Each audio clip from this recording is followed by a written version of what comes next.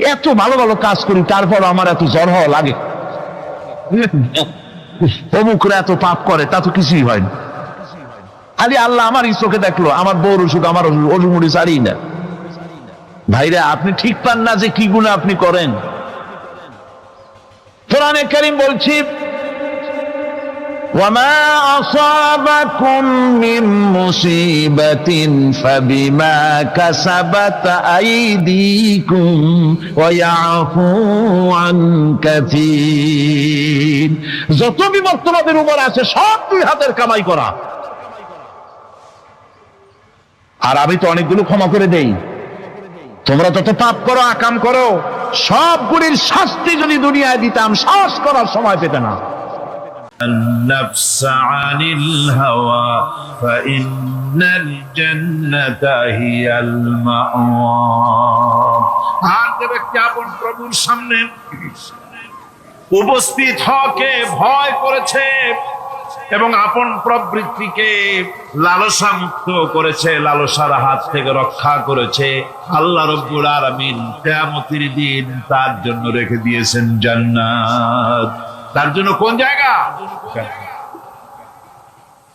আমাদেরকে পরকাল ভিত্তিক জীবন যাপন যদি করি, তাহলে কবরের জবাবগুলি খুব আসান হবে।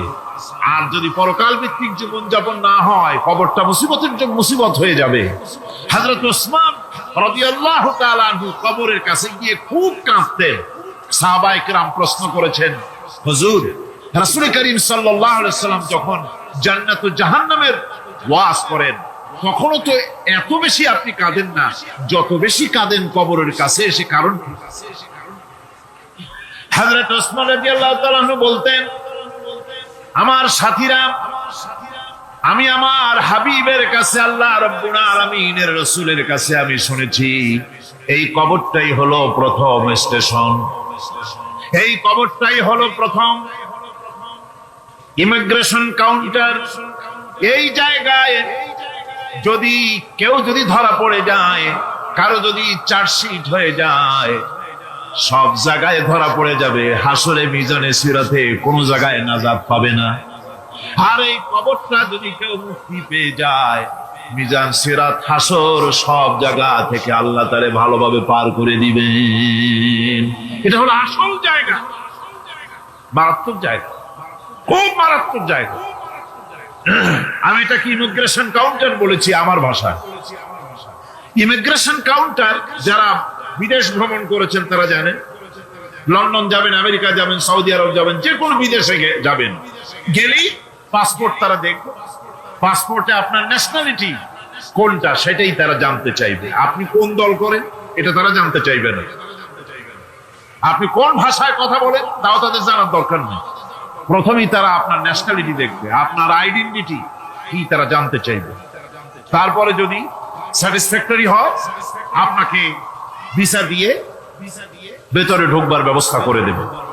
আর যদি তারা স্যাটিসফাইড না হয়, তাহলে আপনাকে মেহমান খানায় ঢুকানো হবে গ্রেফতার করে। কবর হচ্ছে এ ধরনের একটি ইমিগ্রেশন কাউন্টার। কবরের ভিতরে মানুষ যখনই রাখা হবে, সঙ্গে সঙ্গে দুজন ফেরেশতা আসবে। কবরের কাছে যারা এসেছিল, দাফন হয়ে যাওয়ার পর এই লোকগুলি 40 কদম যেতে যতক্ষণ লাগে, এর মধ্যেই দুজন ফেরেশতা এসে যাবে।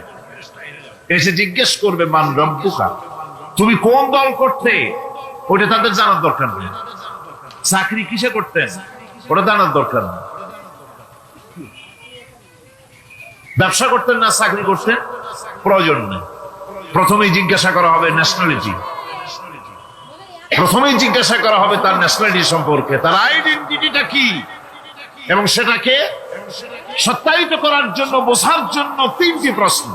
প্রথম প্রশ্ন, মান রব্বুকা ওয়া মা দীনুকা ওয়া মান নাবিয়ুকা, তোমার রব কে, তোমার দ্বীন কি, তোমার নবী কে। যদি এই ব্যক্তি বেঈমান হয়, মুনাফিক হয়, সে বলবে হায় হাতা লা আদরি, হায় হাতা লা আদরি, জানি না, আমার রবকে আমি জানি না। তোমার দিন কি, দিন কারে কয় বুঝি না। এরপরে আল্লাহর নবী জনাবে মুহাম্মদ রাসূলুল্লাহ সাল্লাল্লাহু আলাইহি ওয়াসাল্লামকে দেখানো হবে, বলা হবে মা কুনতা তাকুলু ফি হাদার রাজুল, এই ব্যক্তি সম্পর্কে তোমার ধারণা কি নিকে? বলবে আমি চিনি না। নাউযুবিল্লাহ। বাস, এরপরে তার যা হবার তাই শুরু হয়ে যাবে। আর যদি বান্দাটা মুমিন হয়, প্রশ্ন করা হবে মান রাব্বুকা, জবাব দেবে রব্বি আল্লাহ, আমার রব আল্লাহ রাব্বুল আলামিন। ওয়া মা দীনুকা, দীনুনা ইসলাম, আমার দিন হচ্ছে ইসলাম। এরপরে আল্লাহর নবীকে দেখানো হবে। কয়েক রকমের বর্ণনা আছে, কোন বর্ণনায় আছে হুজুরের আকারে দেখানো হবে, অথবা রাসূলকে সরাসরি দেখানো হবে। বলা হবে মা কুনতা তাকুলু ফি হাদার রাজুল, এই লোকটি সম্পর্কে ধারণা কি? মুমিন ব্যক্তি বলবে হাদা নবিয়ুনা মুহাম্মাদুর রাসূলুল্লাহ সাল্লাল্লাহু আলাইহি ওয়াসাল্লাম, ইনি আমার তো সেই নবী মুহাম্মাদুর রাসূলুল্লাহ সাল্লাল্লাহু আলাইহি ওয়াসাল্লাম। আমরা যদি এই রকমের জবাব দিতে পারি, আল্লাহ কবুল করো। সকলে জোরে করে আমিন। জবাব হয়ে যাওয়ার পর গায়ব থেকে আওয়াজ আসবে ফাফরিসু বিল জান্নাতি ওয়ালবিসু বিল জান্নাহ, ও আমার ফেরেশতারা আমার এই বান্দাকে জান্নাতের পোশাক পরাইয়া দাও আর কবরটাকে জান্নাতের বিছানা বিছাইয়া দাও। জান্নাতের পোশাক পরাইয়া দাও, জান্নাতের বিছানা বিছাইয়া দাও। ইলা মাদ্দা বাসারিহি, তার চোখের দৃষ্টি দূর যায়, কবরটা কতটা প্রশস্ত করে দাও। এরপর বেহেশতের পোশাক পরাইয়া, বেহেশতের বিছানা বিছায়া ফেরেশতা বলবে নূম কানাউমুল উরুস, ঘুমিয়ে যাও। দুলামিয়া যেমন বাসর সজ্জায় নতুন বউ নিয়ে আরামে ঘুমায়, এরকম আরামে ঘুমায় যাও। ইলা ইয়াউমিল কিয়ামা, কিয়ামত পর্যন্ত ঘুমায় আরামে ঘুমিয়ে থাকবে। এরপরে সিংহায় ফুৎকার হবে, সিংহার ফুৎকারের আওয়াজে তার ঘুম ভেঙে যাবে। বলবে ইয়া ওয়াইলানা মান বা'আথানা মিন মারকাদিনা, হায় আফসোস, আমার এত আরামের ঘুম থেকে কে আমাকে জাগ্রত করলো, আমার ঘুমটারে নষ্ট করলো কে? আওয়াজ আসবে হাযা মা ওয়াদার রহমান ওয়া সাদাকাল মুরসালুন, এটা হচ্ছে রহমানের সেই ওয়াদা, আর মুরসালিনরা নবীরা সত্য কথাই বলেছিলেন, সেই কিয়ামত অনুষ্ঠিত হচ্ছে। আমার বন্ধুগণ, সেজন্য এই দুনিয়ার মোহে পড়ে থাকলে পরে দুনিয়ায় যারা অগ্রাধিকার দিবে দুনিয়াকে পরকালের তুলনায়, জবাব দিতে পারবে না কবরের ভিতরে গিয়া। আর যারা পরকালকে অগ্রাধিকার দিবে, দুনিয়ার চাইতে পরকালকে বেশি অগ্রাধিকার দেবে, আর আল্লাহর ভয় কলিজার ভিতরে রাখবে, কবরের জবাব সঠিকভাবে দিতে পারবে, কিয়ামতের দিন আল্লাহ রাব্বুল আলামিন তাদের জন্য জান্নাত দান করবেন। জোরে বলেন আমিন। দুনিয়াটা হচ্ছে দুনিয়া যেখানে আমরা আছি। আমি আগেই বলেছি দুনিয়া হচ্ছে আদনা শব্দ থেকে এর উৎপত্তি হয়েছে। তুচ্ছ, নিকৃষ্ট, এটার দাম নাই, এটার মূল্য নাই। হযরত ইবনে কাইয়িম রাহিমাহুল্লাহ নওয়ারাল্লাহু মারকাদাহু ওয়া জাআলাল জান্নাতা মাথওয়াহু, হযরত ইবনে কাইয়িম তিনি বলছেন, সুন্দর করে বলছেন দুনিয়া সম্পর্কে, মা মাদা ফিদ দুনিয়া আহলামুন ওয়া মা বাকিয়া মিনহা আমানি ওয়াল ওয়াক্তু বাইনাহুমা দাইউন। মা মাদা ফিদ দুনিয়া আহলামুন, জীবনের যে অংশ ফেলে এসেছি সেটা আজ একটা স্বপ্ন। ওয়া মা বাকিয়া মিনহা আমানি, আর জীবনের যে অংশ সামনে বাকি আছে সেটা এখন একটা আকাঙ্ক্ষা। ওয়াল ওয়াক্তু বাইনাহুমা দাইউন, আর এর মাঝখান থেকে সময় সব চলে যাচ্ছে। কত বড় কথা চিন্তা করেছেন? জীবনের যে অংশ ফেলে এসেছি তা আজকে স্বপ্ন, তা কি বলেন? স্বপ্ন। আর সামনে যা আছে সেটা আকাঙ্ক্ষা, আর মাঝখান থেকে সময় সব চলে যাচ্ছে। এরপরে তিনি বলছেন ومن يسحب الدنيا يكن مثل قابض على الماء خالته فروج الأصابع। দুনিয়াদারের অবস্থা হচ্ছে এই, কেউ যদি দুই হাতে পানি খামসায় ধরে, দুই হাতে কি ধরছে বলে, দুই হাতে পানি খামসায় ধরেছে, খুব মজবুত করে ধরেছে, 2 মুঠ পানি, বলেন থাকবে কতটুকু? কতটুকু থাকবে? এক ফোঁটাও থাকবে না।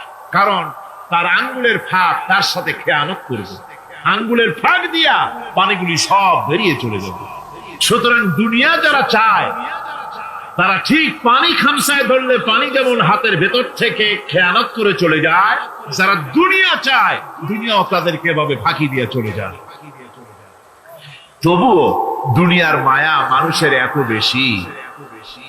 আল্লাহর নবী বলেন, লাউ কানা লি ইবনি আদামা ওয়াদিন মিন যাহাবিন লাহাব্বা ইয়াকুনা লাহু সারিন। এই পৃথিবীতে যদি কাউকে একটা মাঠ ভরে যদি সোনা দেওয়া যায়, লোকটা বলবে রব্বুল আলামিন, আমি যদি আরেকটা মাঠ এরকম সোনা ভরা পেতাম, দ্বিতীয় আরেকটা মাঠ দেওয়া হলে আবার বলবে যদি তৃতীয় আরেকটা মাঠ সোনা ভরে যদি পেতাম। নবীজি বলেন, ওয়ালা ইয়ামলাউ জাওফু ইবনু আদামা ইল্লা তুরাব।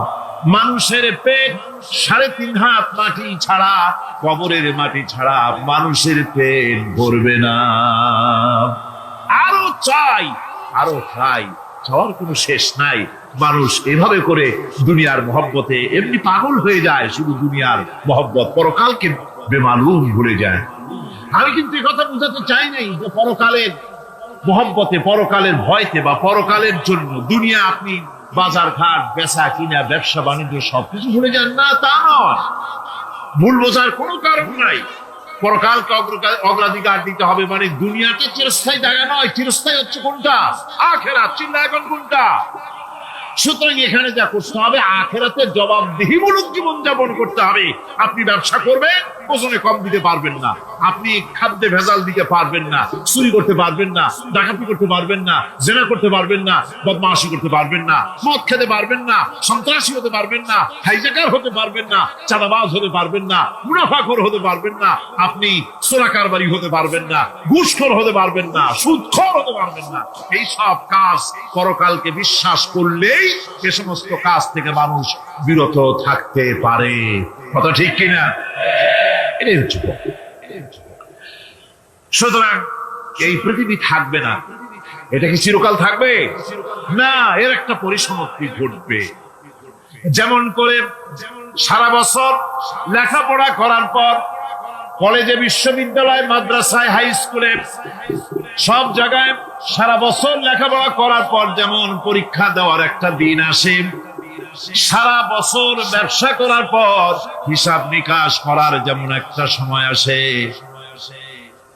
সারা মাস চাকরি করার পর বেতন পাওয়ার যেমন একটা দিন আসে, সারা জীবন চাকরি করার পর পেনশন পাওয়ার যেমন একটা সময় আসে, অনুরূপ ভাবে এই দুনিয়া যেদিন শেষ হয়ে যাবে, আল্লাহ নির্ধারিত সময় শেষ হয়ে যাওয়ার পর একটা সময় আসবে যখন আল্লাহ রব্বুল আলামিন সব শেষ করে দিবেন, লন্ডভন্ড হয়ে যাবে, কিছু থাকবে না।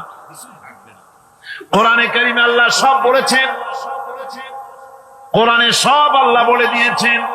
আল্লাহ পাক বলেন এই পৃথিবীর সব কেমন ভাবে ধ্বংস হবে তার চিত্র আল্লাহ পাক কোরআনে কারিমে তুলে ধরেছেন। ইযাস সামাউ ফাতারাত ওয়া ইযাল কাওয়াকিবু তাসারাত ওয়া ইযাল বিহারু ফুজ্জিরাত ওয়া ইযাল কুবুরু বু'সিরাত। যখন আকাশসমূহ জীর্ণ বিদীর্ণ হয়ে যাবে, তারকাগুলি বিক্ষিপ্ত হয়ে ছিটকে পড়বে, আর সমুদ্রগুলি উচ্ছ্বসিত হয়ে পড়বে, কবরগুলি সব তার ভেতরে যা আছে উদ্গীরণ করে দেবে, তারকাগুলি স্থিমিত হয়ে যাবে। এরপরে সমস্ত আকাশগুলি কিতাবের পৃষ্ঠার মতো একটার পরে একটা ঠাস ঠাস করে পড়তে থাকবে, চূর্ণ বিচূর্ণ হয়ে ভেঙে চুরে একাকার হয়ে যাবে। পাহাড়গুলিকে উড়িয়ে দেওয়া হবে, চন্দ্র এবং সূর্য একাকার হয়ে। আল্লাহ রাব্বুল আলামিন বলেন ফাইদা বারিকাল বাসার ওয়া খাসাফাল কমার ওয়া জুমিআশ শামসু ওয়াল কমার। চক্ষু যখন বিস্ফারিত হয়ে যাবে, চাঁদ যখন তার আলো হারিয়ে ফেলবে, সূর্য যখন তার আলো হারিয়ে ফেলবে, চাঁদ আর সূর্য সব একাকার হয়ে যাবে, সেই সময়ের অবস্থাটা কি চিন্তা করো। মানুষ হয়রান হয়ে দৌড়াদৌড়ি করবে। ওয়াহুমিলাতিল আরদু ওয়াল জিবালু ফাদুক্কাতা দাক্কাতান ওয়াহিদা। জমিন এবং পাহাড়গুলির মধ্যে আল্লাহ রাব্বুল আলামিন সংঘর্ষ বাঁধিয়ে দিবেন। পাহাড়গুলি ভেঙে চুরে টুকরা টুকরা হয়ে যাবে। পাহাড়গুলি উঁচু করে জমিনের উপরে আছাড় মেরে আল্লাহ রাব্বুল আলামিন ভেঙে চুরে চুরমার করে দিবেন। সুবহানাল্লাহ। ওয়া তাকুনুল জিবালু কালইনিল মানফুস। পাহাড়গুলো পেঁজা ধোনা তুলার মতো করে উড়িয়ে দেওয়া হবে। পাহাড় উড়ে যাবে। সুবহানাল্লাহ।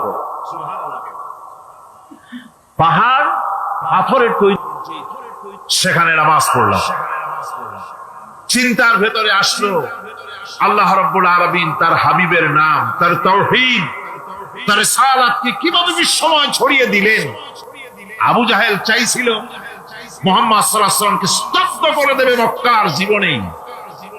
কত বদনাম, সাহের, কাহেন, কাযযাব, শায়ের, নাউযুবিল্লাহি মিন যালিক, কত গালাগালি করলো।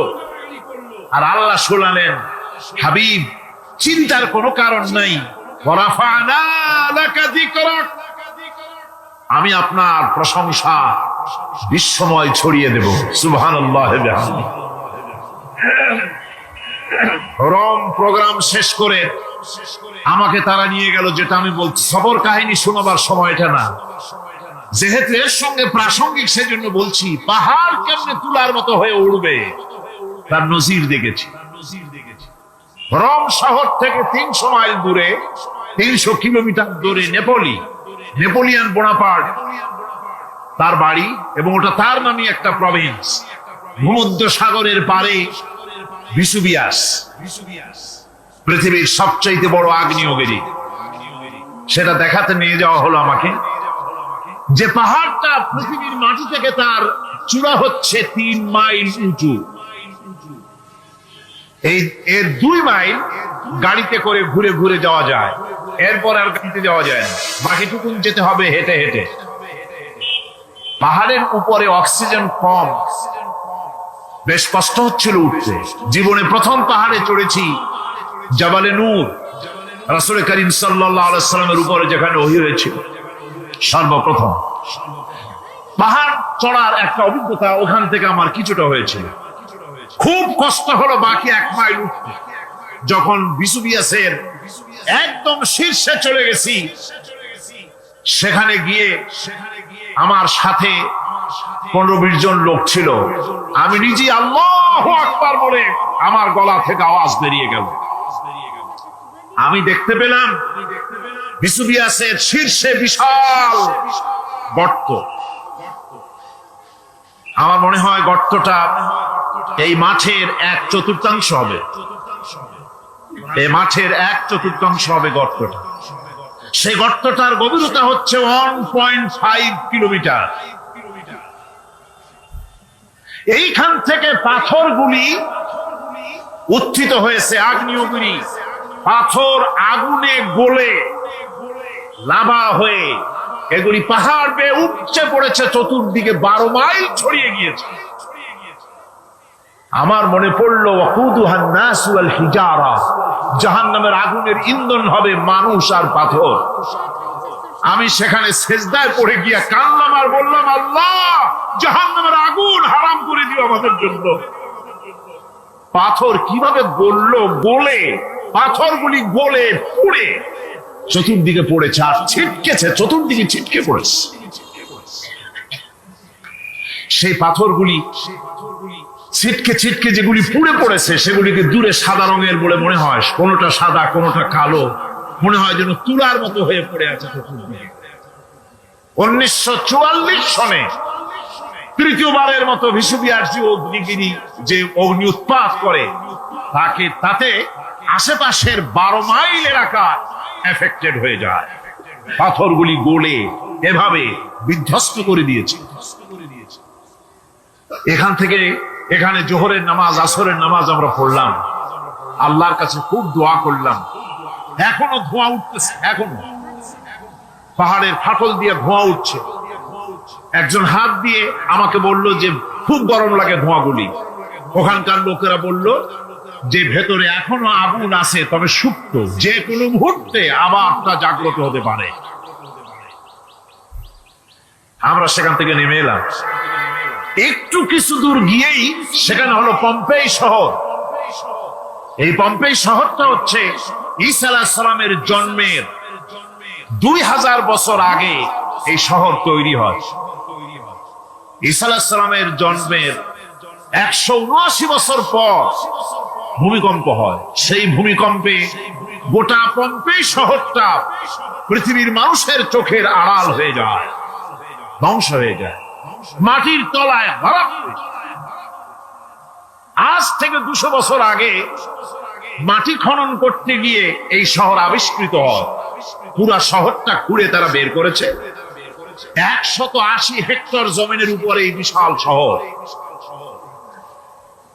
ঘুরে ঘুরে দেখলাম, গাড়ি চলে না সেখানে, পায়ে হেঁটে দেখতে হল। প্রশস্ত রাস্তা।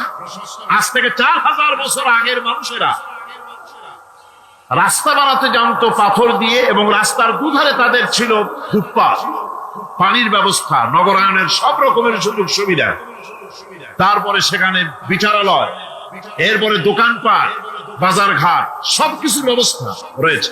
বিশাল বিশাল পাথরগুলি দিয়ে পিলার তৈরি করা। ভাবলাম এই পিলারগুলি, এই পাথরগুলি তারা কিভাবে ক্রেন ছাড়া এত উপরে উঠালো কি করে?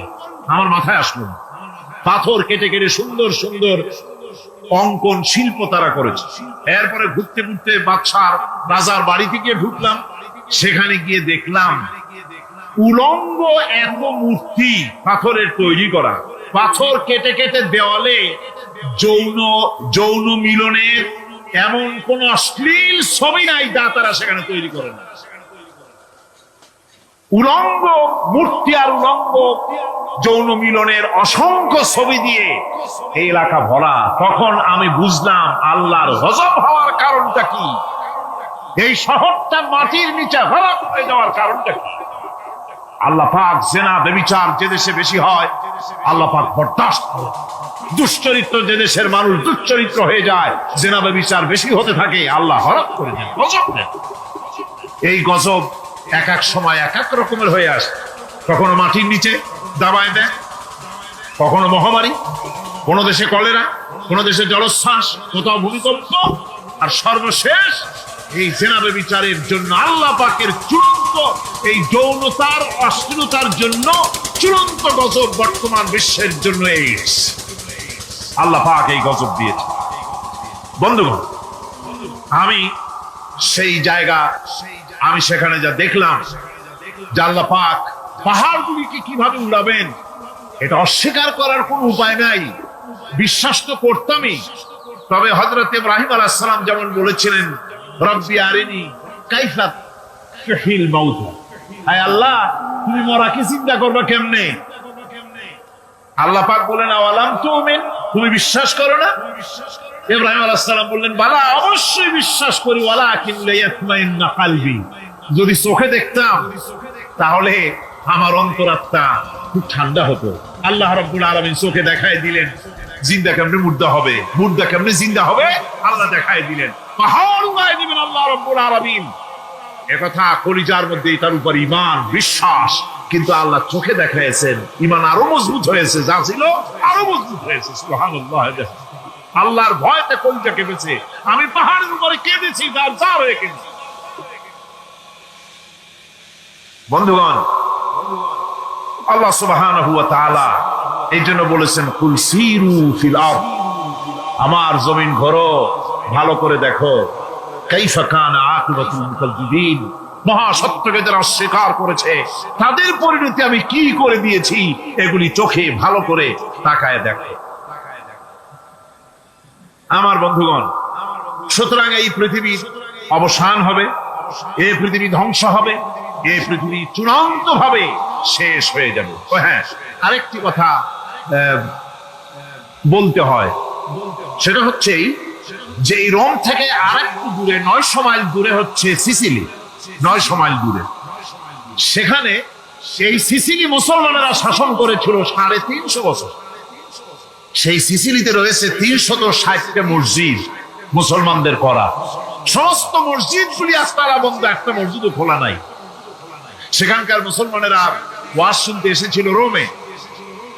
আমি তাদের জন্য পরামর্শ দিয়েছি যে গভর্নমেন্টের কাছে তোমরা দাবি জানাও যে অন্তত একটা মসজিদের দরজা আমাদের জন্য খুলে দাও। রোমের অবস্থানরত প্রবাসী বাংলাদেশি মুসলমানেরা আমাকে বলেছে, তাদের অনেকের বাড়ি চট্টগ্রামেও আছে, আমাকে বলেছে তাদের চোখে পানি আসছে বলার সময় যে চিরঙের তাফসীর মাহফিল যখন আসে কলিজাটা কাঁদতে থাকে যাওয়ার জন্য। তো যাওয়া তো সম্ভব না এত দূর থেকে, আমাদের সালাম বলে দিবেন যত লোক আসবে, আর আমাদের জন্য দোয়া করতে বলবেন যেন এই রোমের ভিতরে আমরা ইসলামের আদর্শের ভিত্তিতে আমরা যেন চলতে পারি। আপনারা দোয়া করুন তাদের জন্য।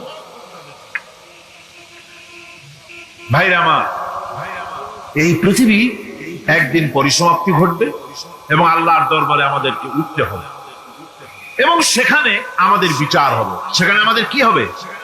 বিচার। আল্লাহ পাক বিচারটাকে নির্ভুল করার জন্য, সঠিক করার জন্য প্রত্যেকের গলায় আমলনামা ঝুলায় রাখছে, এখানে রেকর্ডের ব্যবস্থা করা হয়েছে।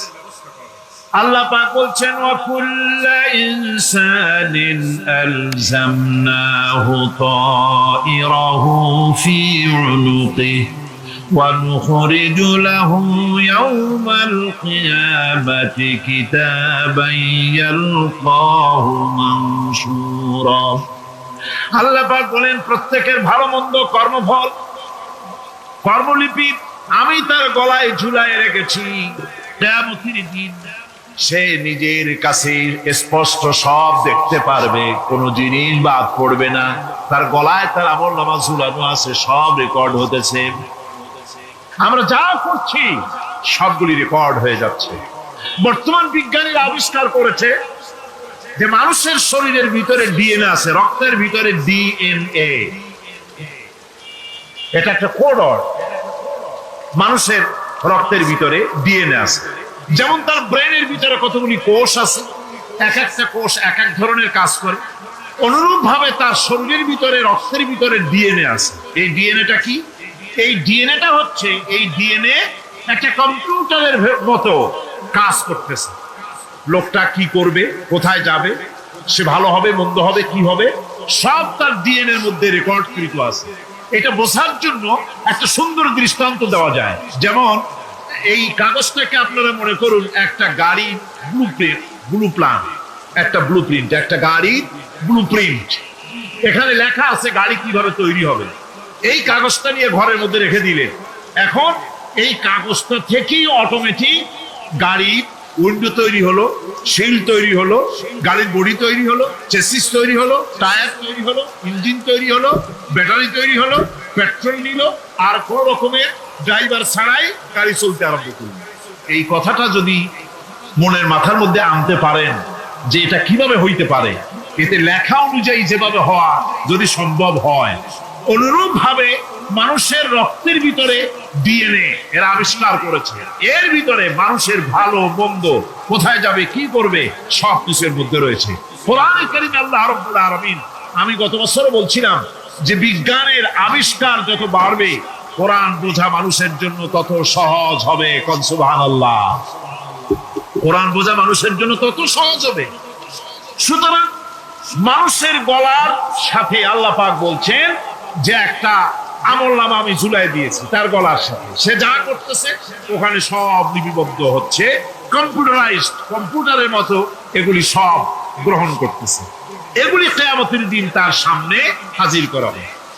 কিয়ামতে যখন আমলনামা তার সামনে দিয়ে বলা হবে اقرأ كتابك كفى بنفسك اليوم عليك حسيبا। তাকে বলা হবে নিজের কর্মলিপি নিজেই পড়ো, আজ তুমি তোমার নিজের হিসাব নিতে যথেষ্ট। বন্ধুগণ, এই মাহফিলে যত লোক আমরা বসে আছি, আমরা আমাদের হিসাব নিতে যথেষ্ট না আরেকজন লাগবে? কোন আমরা যথেষ্ট কিনা? কথা বোঝেন নাই। আমি বলতে চেয়েছি এটা, আমরা যদি এখন চোখ বুঝে চিন্তা করি যে পিছনের জীবনে কি করেছি, মনে পড়বে নাকি পড়বে না? বলেন সবাই, পড়বে কি পড়বে না? ছোটবেলায় কবে পায়ের নিচে কাঁটা ফুটেছিল, কবে কোথায় আছাড় খেয়েছিলেন, কবে কার বেল তাল আম কাঁচা আম চুরি করে খেতে গিয়ে কিল খেয়েছিলেন, তারা খেয়েছিলেন, তাকে এখন মনে নাই? আছে। তাহলে কি ওই তাল বেল চুরি করতে গিয়ে যে কিলটা খাইছিলেন সেটাও মনে আছে, ভালো মন্দ সব মনে আছে। তাহলে কোন হোটেলের রুমে কি করছিলেন, কোন স্কুলে কোন কলেজে কি করছিলেন, তারপরে জীবনে ছোট বড় ঘটনাগুলি চোখ বুঝতে মনে পড়বে না? এবার হিসাব করেন, মনে যদি পড়ে এবার হিসাব করেন আপনি জান্নাতি না জাহান্নামী। আপনি আপনার নিজের হিসাব নেওয়ার জন্য যথেষ্ট। তাকে হিসাব করতে বলা হবে, তোমার হিসাব, তোমার নিজের হিসাব নেওয়ার জন্য তুমি যথেষ্ট, তোমার হিসাব তুমি নিজেই করো, এটা পড়ো। আর সেই কিয়ামতের দিন কোন সাহায্যকারী মিলবে না। لن تنفعكم أرحامكم ولا أولادكم يوم القيامة لن تنفعكم। কিয়ামতের দিন কোনো ফায়দা হবে না, অবশ্যই কোনো ফায়দা হবে না, কোনো উপকারে আসবে না। কিয়ামতের দিন তোমার সন্তান, তোমার স্ত্রী, তোমার মাল, তোমার সম্পদ কোন উপকারে আসবে না। কিয়ামতের ময়দানে সেদিন সব তোমার সাথে বিচ্ছ করবে, সব পালায় যাবে। সেখানে উৎকোষের কোনো কারবার নাই যে ঘুষ টুস দিয়া, ফেরেশতাদের কোন রকম বুঝবাস দিয়া, আলাদা কোনো চোরাগলি পথ দিয়া একেবারে ফুট করে ভেস্তে চলে যাবেন, এমন কোনো সুযোগ নাই। অনেকে বলে, হুজুর এমন কিছু দোয়া শিখায় দেন যাতে ওই সব জেহাদ বোমা এগুলি খুব ভয় পাই, ওসব রাস্তা টাস্তা না, খুব সহজে কিছু দোয়া দুরূদ করিয়া আস্তে করে জান্নাতে চলে যাওয়া যায়, এরকম একটা দোয়া, এরকম একটা পথ বলে দেন। আমি বলি, ভাই এরকমের কোন চোরাগলি আমার রাসূল আবিষ্কার করতে পারেন নাই। আল্লাহর পয়গম্বরের ওই ধরনের পথ, কোন পথ আবিষ্কার করতে পারেন নাই। সেখানে কিয়ামতের দিন দৃষ্টিতে পারবে। কথার জবাব যে দিলেন না। পুলিশে কি মানুষের চরিত্র ভালো বানাইতে পারবে? পুলিশের চরিত্র ভালো বানাবে কেনা? সেটাই তো কথা। মানুষের চরিত্র যাতে ভালো থাকে, মানুষের জন্য খারাপ কাম না করে সেজন্য পুলিশ, পুলিশ যাতে খারাপ কাম না করে সেজন্য আরো একটা ডিপার্টমেন্ট আছে না, তারা যাতে খারাপ কাজ না করে সেজন্য আর একটা আছে। এন্টি করাপশনের আবার এন্টি করাপশন আছে, তার উপর আবার এন্টি করাপশন আছে। এন্টিটার অভাব না। সুতরাং পুলিশ দিয়া, বিডিআর দিয়া, আর্মি দিয়া মানুষের, দেশের, জাতির চরিত্র ভালো বানানো যায় না। রাসূলুল্লাহ এ দিয়ে বানান না, এটা ইসলামের নিয়ম নয়। পুলিশ দিয়া, আর্মি দিয়া দেশের মানুষের চরিত্র ভালো বানানো যায় না। চরিত্র ভালো বানানো যায় কেবলমাত্র পরকালের ভয় দিয়া। কি কিসের ভয় দিয়া? ওই যে মক্কার জীবনে ওই সমস্ত মানুষগুলি যারা চুরি করত, ডাকাতি করত, জেনা করত, বদমাশি করত, যারা শয়তানি করত, যারা মানুষকে খুন করত, এই মানুষগুলি এত ভালো হয়ে গেল, যারা চুরি ছেড়ে দিল, ডাকাতি ছেড়ে দিল, জেনা ব্যভিচার ছেড়ে দিল, এত ভালো হয়ে গেল, পৃথিবীর মধ্যে সেরা মানুষ তারা হয়ে গেলেন। জোরে বলেন সুবহানাল্লাহ। নবীর সাহাবীরা পৃথিবীর শ্রেষ্ঠ সন্তান, নবীর সাহাবীরা পৃথিবীর সেরা মানুষ, তাদের চাইতে সেরা মানুষ নবীদের পরে আর কেউ হতে পারে না। জোরে কোন সুবহানাল্লাহ। নবীর পরে পৃথিবীতে শ্রেষ্ঠ মানুষ কারা? সাহাবায়ে কেরাম রিদওয়ানুল্লাহি তাআলা আলাইহিম আজমাইন। ওনারা তো কুফরের মধ্যে ছিলেন, শিরকের মধ্যে ছিলেন, চুরি ডাকাতি জেনা ব্যভিচার এমন কোন পাপ নাই যা করা হয়নি। তারপরে যখন আল্লাহর নবীর কাছ থেকে তাওহীদ, রিসালাত ও আখিরাতের দাওয়াত পেলেন, কি সোনার মানুষ এক একজন হয়ে গেলেন। সুবহানাল্লাহ। যারা ছিলেন নারীর সতীত্বের জম, তারা হয়ে গেলেন নারীর সতীত্বের পাহারাদার। যারা মানুষের মাল চুরি করত, ডাকাতি করত, তারা রাতভর মানুষের মালের পাহারা দিল, মানুষের রক্তের পাহারা দিল। সুবহানাল্লাহ ওয়া বিহামদিহি, রক্ত ও সম্পদের পাহারা দিল। রাসূল বললেন, খায়রুল কুরুনি কারনি, সর্বশ্রেষ্ঠ যুগ তো আমার যুগ। বন্ধুগণ, এরপরে একটা জীবন আসবে, ওই কিয়ামতের ময়দানে। এই পরকালের বিশ্বাসটা গুরুত্বপূর্ণ ব্যাপার। আমাদের সব কিছুর হিসাব দেওয়া লাগবে। আল্লাহ পাক বলেন, ইন্নাস সামআ ওয়াল বাসারা ওয়াল ফুআদা কুল্লু উলাইকা আনহু মাসউলা। নিঃসন্দেহে মানুষের শ্রবণ শক্তি, দর্শন শক্তি এবং তার অন্তঃকরণের কল্পনা সম্পর্কে আল্লাহ রাব্বুল আলামিনের কাছে জিজ্ঞাসিত হতে হবে। কান দিয়া কি করেছিলা, চোখ দিয়া কি করেছিলা, মুখ দিয়া কি করেছিলে, হাত দিয়ে কি করেছিলে, সবকিছুর জবাব আল্লাহ রাব্বুল আলামিনের কাছে দিতে হবে। সবটার জবাব দিতে হবে, কোনো কিছু বাদ যাবে না। এমনকি মনের ভিতরে যে কল্পনা আমরা করি, এই কল্পনার হিসাবও আল্লাহর দরবারে দিতে হবে। কোরআনে কারীম বলছেন, ওয়া ইন তুবদু মা ফি আনফুসিকুম আও তুখফুহু ইউহাসিবুকুম বিহিল্লাহ। মনের ভিতরে তুমি যেটা কল্পনা করো সেটা প্রকাশ করো, অথবা তুমি গোপন রাখো, যাই তুমি করো না কেন, আল্লাহ রাব্বুল আলামিন এর হিসাবও তোমার কাছে নেবেন। ফায়াগফিরু লিমান ইয়াশাউ ওয়া ইউআযযিবু মান ইয়াশাউ ওয়াল্লাহু আলা কুল্লি শাইইন কাদির। মহান আল্লাহ পাক বলেন, করার পর তোমার মনের ভিতরে কি কল্পনা করেছিলে ওইটার হিসাব আমি নেব। হিসাব নেওয়ার পর যারে খুশি ক্ষমা করে দেব, যাকে খুশি শাস্তি প্রদান করব। সবকিছুর উপরে আল্লাহ রাব্বুল আলামিন শক্তিমান, সব তিনি করতে পারেন, সমস্ত কুদরত রয়েছে তার। সুতরাং মানুষদেরকে, আল্লাহর বান্দাদেরকে বিশ্বাস করতে হবে যে আমার কোনো কথা বাদ যাবে না। কথাগুলি রেকর্ড হচ্ছে, কথা রেকর্ড হচ্ছে। আমি যে ওয়াজ করতেছি, এই কথাগুলি রেকর্ড হচ্ছে নাকি হচ্ছে না?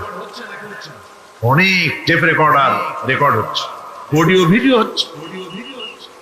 আজ থেকে 50 বছর পর যদি এই রেকর্ড বাজানো হয়, আমাকে যদি বলা হয় যে আপনি অমুক জায়গায় অমুক কথা বলেছেন, আমি যদি বলি না আমি কথা বলি নাই, তারপরে যদি রেকর্ড বাজানো হয়,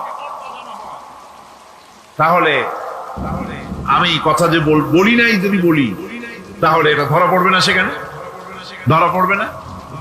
তাহলে এই মানুষের কথা প্লাস্টিকের ফিতায় রেকর্ড করে 50 বছর, 100 বছর, 200 বছর, 500 বছর যদি প্লাস্টিকের ফিতায় এটাকে চলচ্চিত্র করে অথবা টেপ রেকর্ডারে করে যদি ধরে রাখা যায়, এই বুদ্ধিটা কে দিলেন কত দেখি? সবাই কন্যা বুদ্ধিটা দিলেন কে? যে আল্লাহ রাব্বুল আলামিন মানুষের মাথায় বুদ্ধি দিলেন, যার দ্বারা সে মানুষের কথাবার্তা, অ্যাক্টিভিটি সব ধরে রাখতে পারে। সে আল্লাহ রাব্বুল আলামিন বুঝি আপনার আমার কথা এবং আপনার আমার অ্যাক্টিভিটিসকে তিনি বুঝি ধরে রাখতে পারবেন না কিয়ামত পর্যন্ত? পারবেন কি না? সেজন্য রাব্বুল আলামিন বলেন, মা ইয়ালফিযু মিন কাওলিন ইল্লা লাদাইহি রাকীবুন আতীদ। সমস্ত কথা রেকর্ড হচ্ছে। সুবহানাল্লাহ, কোন জোরে! সমস্ত কথা রেকর্ড হচ্ছে, একটা কথাও বাদ যাবে না। মুখ আছে বলেই কথা বলবেন তা না, হিসাব করে কথা বলতে হবে। গীবত গাওয়া যাবে না, মিথ্যা কথা বলা যাবে না, মিথ্যা ওয়াদা করা যাবে না। মিথ্যা ওয়াদার তো মৌসুম এসে গেছে। কি কোন বোঝেন কথা? হ্যাঁ, মিথ্যা ওয়াদা মৌসুম এসে গেছে। এখন মৌসুমে বাহার, মিথ্যা বলার। কত সুন্দর সুন্দর ওয়াদা, সোনা দিয়া রাস্তা বানায় দেব। অভুক্ত মানুষদের বলা হয় না খেয়ে মরবেন না, কিন্তু কি খেয়ে মরবে তাও কয়।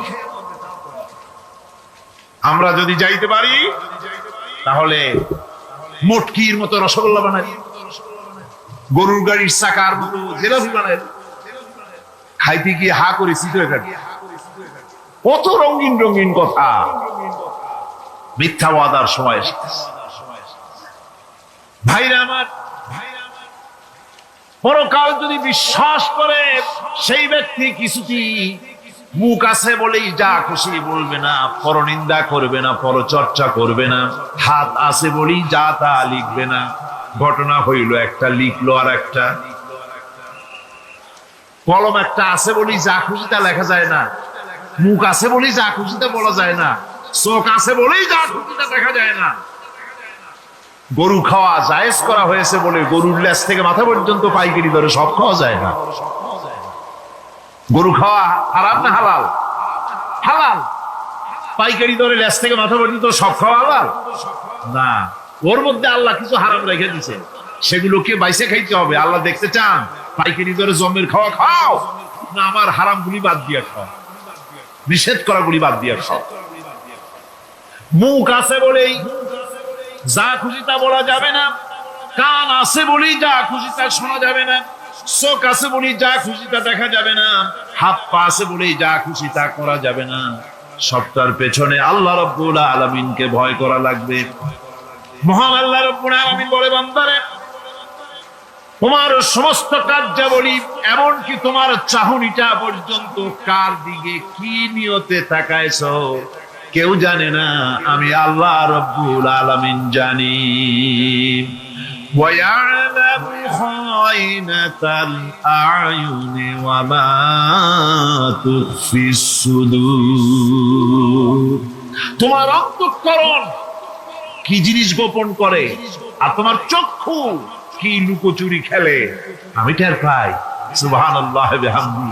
চশমার ফাঁক দিয়া কি দেখো, কানে দেখো, কি নজরে দেখো, সানগ্লাস পরিয়া কেউ ঠিক পায় না, আমি ঠিক পাই। সুবহানাল্লাহ, জোরে কোন সুবহানাল্লাহ। সুতরাং চোখের নজরের হিসাব হবে, হাতের কাজের হিসাব হবে, পায়ের চলার হিসাব হবে, আপনার বলার হিসাব হবে, মুখে যা বলেছেন যা করেছেন, হাত পাও দিয়ে যা করেছেন সবকিছুর হিসাব হবে কিয়ামতের দিন। আল্লাহর দরবারে সবকিছু উপস্থিত হবে, কোন জিনিস বাদ পড়বে না। فَمَن يَعْمَلْ مِثْقَالَ ذَرَّةٍ خَيْرًا يَرَهُ وَمَن يَعْمَلْ مِثْقَالَ ذَرَّةٍ شَرًّا يَرَهُ। ছোট্ট একটা ভালো কাজ যদি করো তাও হাজির করা হবে সামান্যতম ভালো কাজও তোমার বাদ পড়বে না। আর ক্ষুদ্রতম কোন খারাপ কাজ করলে তাও উপস্থিত করা হবে, সব তোমার সামনে, কোনো জিনিস বাদ পড়বে না, সব দেখতে পাবে কিয়ামতের দিন। ভালো কাজটাও আর খারাপ কাজটাও আল্লাহর কাছে সেদিন আল্লাহ পাক মানুষের সামনে উপস্থিত করে দিবে। আল্লাহ পাক বলছেন সেদিন এই জমিন তার ভিতরে যা লুকায়িত ছিল জমিন সব বের করে দেবে। কাআন্নাহুম জারাদুম মুনতাশির। টিড্ডি ফড়িংগুলি পোকাগুলি মাটির থেকে যেমন বেরোয়, এ মাটির ভিতরে যা আছে কিয়ামতের দিন সব মাটি বের করে দেবে। ইযা যুলজিলাতিল আরদু জিলজালাহা ওয়া আখরাজাতিল আরদু আসকালাহা ওয়া ক্বালাল ইনসানু মা লাহা। জমিনকে ঝাঁকি মারা হবে প্রবল এক ঝাঁকুনি, প্রবল এক ঝাঁকুনিতে এই পৃথিবীর মধ্যে যা কিছু আছে সব বেরিয়ে যাবে। সুবহানাল্লাহ কইতে ইচ্ছা করে না মিয়ারা? এক ঝাঁকুনিতে পৃথিবী সব বের করে দেবে। মানুষ হয়রান হয়ে বলবে কি হয়েছে, এ মাটির হলোটা কি? আমার বন্ধুগণ, মানুষ হয়রান হয়ে গিয়ে বলবে মাটির কি হলো? আল্লাহ রাব্বুল আলামিন বলেন ইয়াউমাইযিন তুহাদ্দিসু আখবারাহা বিআন্না রাব্বাকা আওহা লাহা। জমিনের উপরে যা ঘটেছে জমিন তা সব বের করে দেবে, সব প্রকাশ করে দেবে। আর এটা এই জন্য হবে যেহেতু তার রবের হুকুম হয়েছে, তার রব হুকুম করেছে বের করে দে। জমিনের ভিতরে আছে যা সব বেরিয়ে যাবে। আকাশ ভেঙে পড়বে, পাহাড় উড়ে যাবে, জমিনের ভিতরে যা আছে সব উপরে চলে আসবে, পৃথিবীতে সব শেষ, কিচ্ছু নাই, আকাশ নাই, পাহাড় নাই, সমুদ্র নাই, সব একাকার, চন্দ্র নাই, সূর্য নাই, তারকা নাই, গ্যালাক্সি নাই, মহাশূন্য, সব শেষ। আল্লাহ রাব্বুল আলামিন সমস্ত ফেরেশতাদেরকে শেষ করে দিবেন, সকলের মওত হয়ে যাবে, কেউ আর থাকবে না, এমনকি হযরতে আজরাইল মালাকুল মউত তিনিও থাকবেন না, সব আল্লাহ রাব্বুল আলামিন মৃত্যু করে দিবেন। এরপরে আল্লাহ রাব্বুল আলামিন একা তিনি বলবেন, ইয়া দুনিয়া, ইয়া দুনিয়া আইনা আনহারুকি, এ পৃথিবী তোর সেই সমুদ্রগুলো কোথায়, নদীগুলি কোথায়, ইয়া দুনিয়া আইনা আশজারুকি, হে দুনিয়া তোমার গাছগুলি কোথায়, এত বন বনানি এত গাছ ছিল, ইয়া দুনিয়া আইনা জিবালুকি, হে পৃথিবী তোর জমিনে যত পাহাড় ছিল পাহাড়গুলি কই, যত স্বৈরাচার ছিল জমিনের উপরে, যারা স্বৈরাচারী মনোবৃত্তি নিয়ে মানুষ ধ্বংস করেছে, দেশ ধ্বংস করেছে, মায়ের বুক খালি করেছে, ওই স্বৈরাচার গুলি কই, সকলকে উপস্থিত হয়ে যেতে হবে, কেউ আমরা এখান থেকে বাঁচতে পারবো না, সবাইকে, অপরাধীরা সেখানে অসহায় হয়ে যাবে, অপরাধীরা অসহায় হয়ে যাবে। আল্লাহ পাক বলেন, فَإِذَا جَاءَتِ الصَّاخَّةُ يَوْمَ يَفِرُّ الْمَرْءُ مِنْ أَخِيهِ وَأُمِّهِ وَأَبِيهِ وَصَاحِبَتِهِ وَبَنِيهِ, অবশেষে যখন কান ফাটানো আওয়াজ আসবে, এই আওয়াজ সেদিন মানুষ নিজের মা বাপ ভাই বোন সব থেকে বিচ্ছিন্ন হয়ে যাবে, সব একের থেকে আরেকজন পালায় যাবে, হারায় যাবে, কেউ কাউকে আর খুঁজে পাবে না। সেদিন ওই কিয়ামতের মাঠে বিভীষিকাময় দৃশ্য, মানুষ হয়রান হয়ে যাবে, মাথার এক হাত অথবা অর্ধ মাইল অথবা এক বিগত এতটুকু উপরে ওই প্রকাণ্ড সূর্যটার তাপ আসবে, গুনাহগারের মাথার চান্দি ফেটে গিয়া মগজগুলি গলে গলে নাক কান দিয়ে বেয়ে পড়তে লাগবে, জিহ্বাটা কুকুরের মতো ঝুলে নাভিস্থল পর্যন্ত পড়ে যাবে, মাটিটা সূর্যের উত্তাপে তামার মতো গরম হয়ে যাবে, সারা হাসর জুড়ে আওয়াজ হবে, পানি পানি পানি, মানুষেরা হয়রান হয়ে যাবে।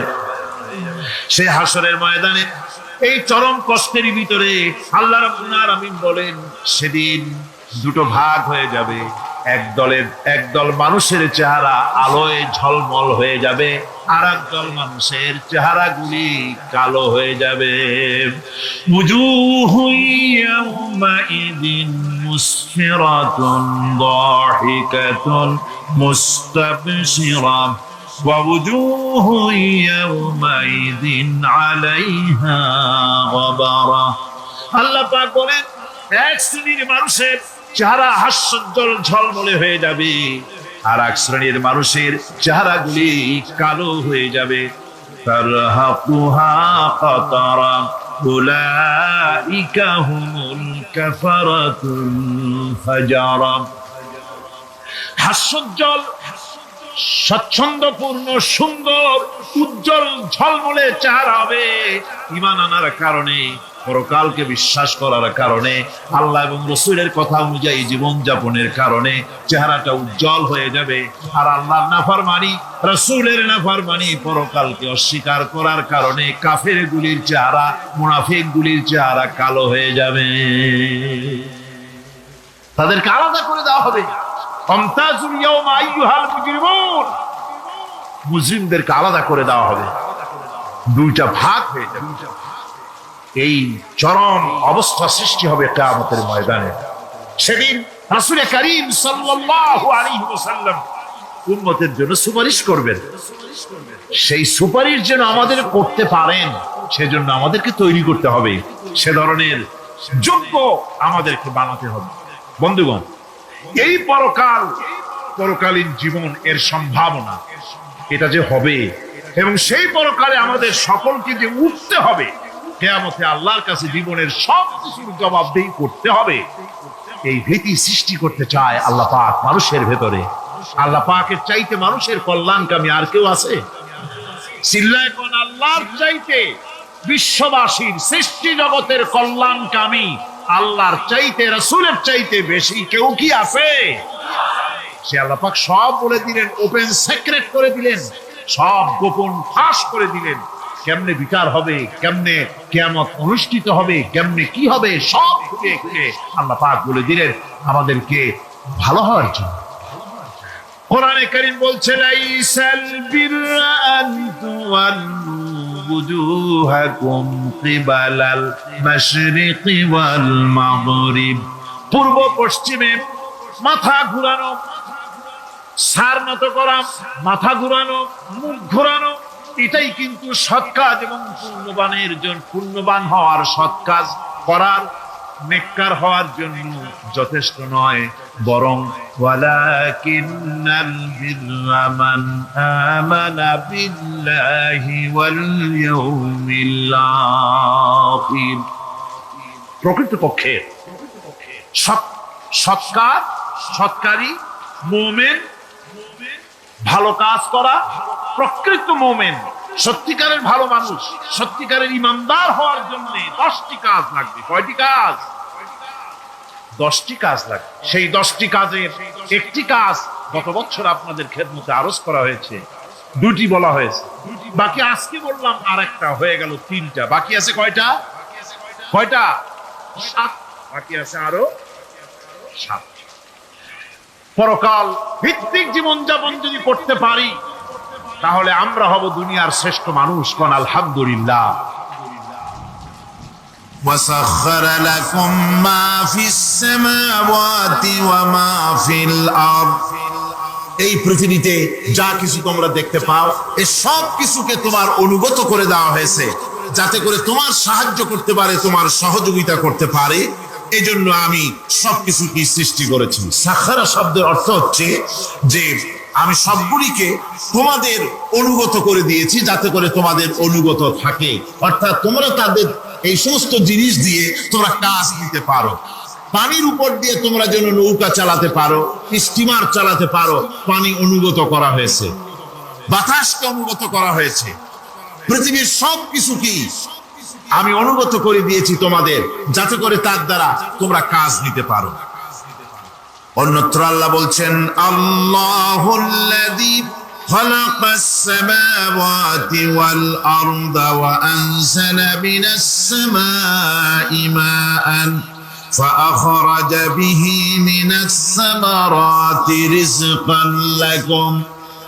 আল্লাহ হচ্ছেন তিনি, আল্লাহ রাব্বুল আলামিন হচ্ছেন তিনি, যিনি আকাশ সৃষ্টি করেছেন, যিনি জমিন সৃষ্টি করেছেন, এবং ঊর্ধ্বদেশ থেকে, মেঘমালা থেকে তোমাদের জন্য বৃষ্টি বর্ষণ করেছেন, এবং সেই বৃষ্টি দিয়ে মাটির ভিতর থেকে ফসল উদ্গত করে তোমাদের খাবারের বন্দোবস্ত করেছেন।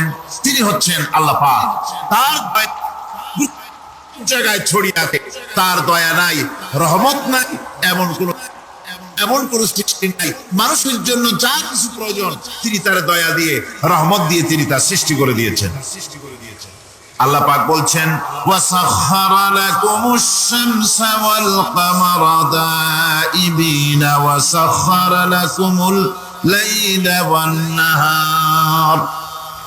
যিনি চন্দ্র সূর্যকে সৃষ্টি করেছেন এবং এগুলিকে নিয়ন্ত্রিত করেছেন, চাঁদ সূর্যকে সৃষ্টি করে নিয়ন্ত্রিত করে দিয়েছেন, তোমাদের সমস্ত প্রয়োজন তিনি মিটিয়ে দিয়েছেন। দেখুন, চাঁদ এবং সূর্যকে আল্লাহ পাক সৃষ্টি করেছেন এবং একটা রহমত, একটা কুদরত সেই চাঁদ সূর্যের মধ্যে দান করেছেন। সূর্য যেখানে আছে, এটা যদি আল্লাহর দয়া না থাকতো, শুধু তাপ দেওয়ার জন্য সৃষ্টি করতেন আর মানুষের কল্যাণের দিকটা যদি চিন্তা না করতেন, তাহলে সমস্যা হয়ে যেত। সূর্য যেখানে আছে, বিজ্ঞানীরা বলেছেন, তার থেকে যদি কিছু নিচে নেমে আসতো, তাহলে গোটা পৃথিবী জ্বলে পুড়ে ভস্ম হয়ে যেত। আর যেখানে আছে তার থেকে সূর্য যদি কিছু উপরে উঠে যেত, তাহলে গোটা পৃথিবী হিম শীতল হয়ে পৃথিবী ফ্রিজ হয়ে যেত, মানুষ প্রাণী জগৎ মরে সব শেষ হয়ে যেত। চাঁদ যেখানে আছে, এই চাঁদ তার জায়গা থেকে কিছু উপরে যদি উঠতো তাহলে পৃথিবী মরুভূমি হয়ে যেত, আর যেখানে আছে তার থেকে কিছু নিচে যদি আসতো তাহলে গোটা পৃথিবী পানি, সমুদ্রের পানি, নদীর পানিগুলি প্লাবিত হয়ে, ওভারফ্লো হয়ে, উচ্ছ্বসিত হয়ে গোটা পৃথিবীকে প্লাবিত করে দিত, ডুবাই দিত, সব শেষ হয়ে যেত। তাহলে আমরা দেখতে পাচ্ছি শুধু সৃষ্টি নয়, সৃষ্টিও করেছেন, এবং প্রত্যেকটি সৃষ্টির পেছনে তার দয়া কাজ করেছে, তার কুদরত কাজ করেছে, যাতে করে মানুষের জন্য সুবিধা হয়, মানুষের জন্য উপকার হয়।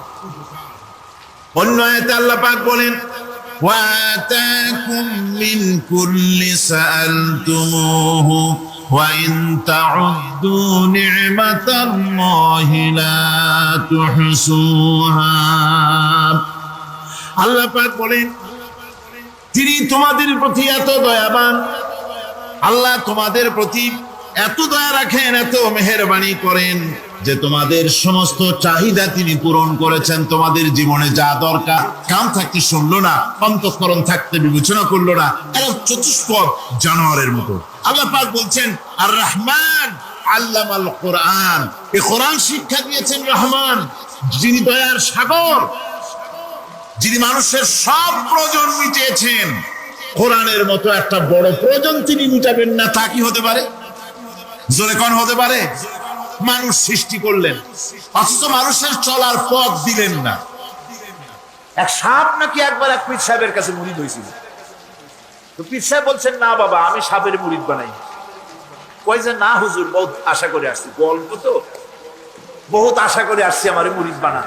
আচ্ছা ঠিক আছে, তবে তোমাকে একটা কাজ করতে হবে। কি কাজ? জিকির আজকার এভাবে করবা, কিন্তু কাউরে দংশন করতে পারবে।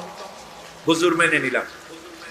সে করছে কি, ময়দানের ভিতরে গিয়ে কাইত হয়ে, ধানওয়া জমিন, ধানের জমিন, প্যাডি লাইন, সেখানে কাত হয়ে পড়ে জিকির আজকার করছে।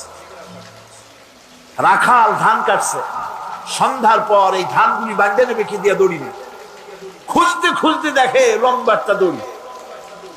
ওইটা যে সাপ সে তো বোঝে না, সে ওইটারে ধরিয়া এরপরে ধানের আটি বাঁধতেছে। সাপে তো খুব বহরা, সাপ তো যেই সেই সাপ না, মারাত্মক সাপ। সাপ বলতেছে, আরে বাবা, তুই আমারে দড়ি মনে করলি, আমি তোর কেমন দড়ি, মুরিদ না হলে টার পরে দিতাম। বান্দার কারণে সাপের ঘাড়ে মুচকে গেছে, ঘাড়ে খুব ব্যথা লাগছে।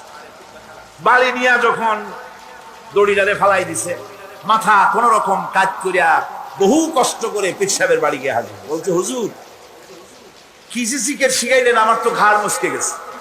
আশ্চর্য কথা, জিকির আজকালে মানুষের মানে কি কারো ঘাড় তো মস্কাবার কথা না, তোমার ঘাড় মস্কাইল কেন?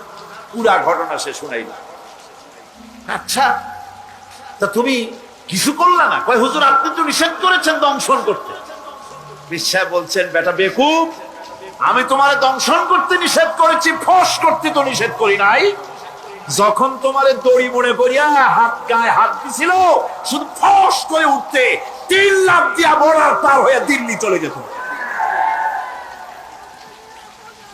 তুমি ফস করে উঠলা না কেন?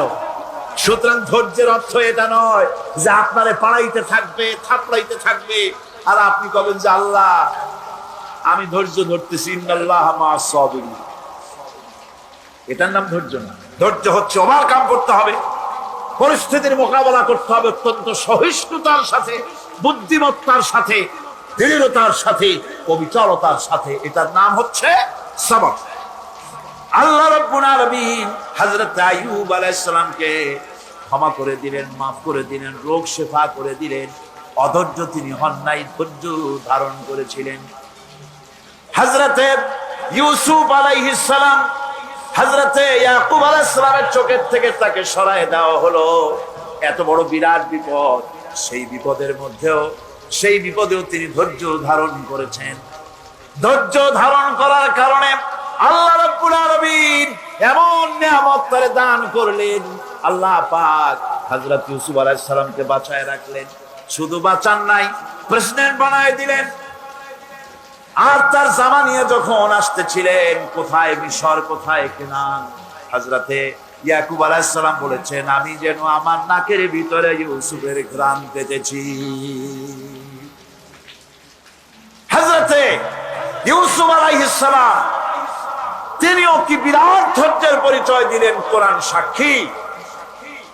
সামনে তার সেই 11 ভাই যারা তাকে ফেলে দিয়েছিল গর্তের ভিতরে।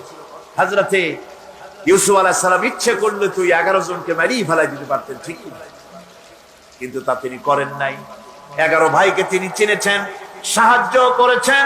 আর ওই 11 ভাই সম্পর্কে হযরত ইউসুফ আলাইহিস সালাম বললেন, লা তাসরিবা আলাইকুমুল ইয়াউম, তোমাদের বিরুদ্ধে আমার আজকে কোনো বিদ্বেষ নাই, আমি তোমাদেরকে মাফ করে দিলাম। সুবহানাল্লাহ, সুবহানাল্লাহ। রাসূল করিম সাল্লাল্লাহু আলাইহি ওয়াসাল্লাম এই ধৈর্যের পরিচয় দিয়েছে। কত মার তাকে দিয়েছে তায়েফের ময়দান।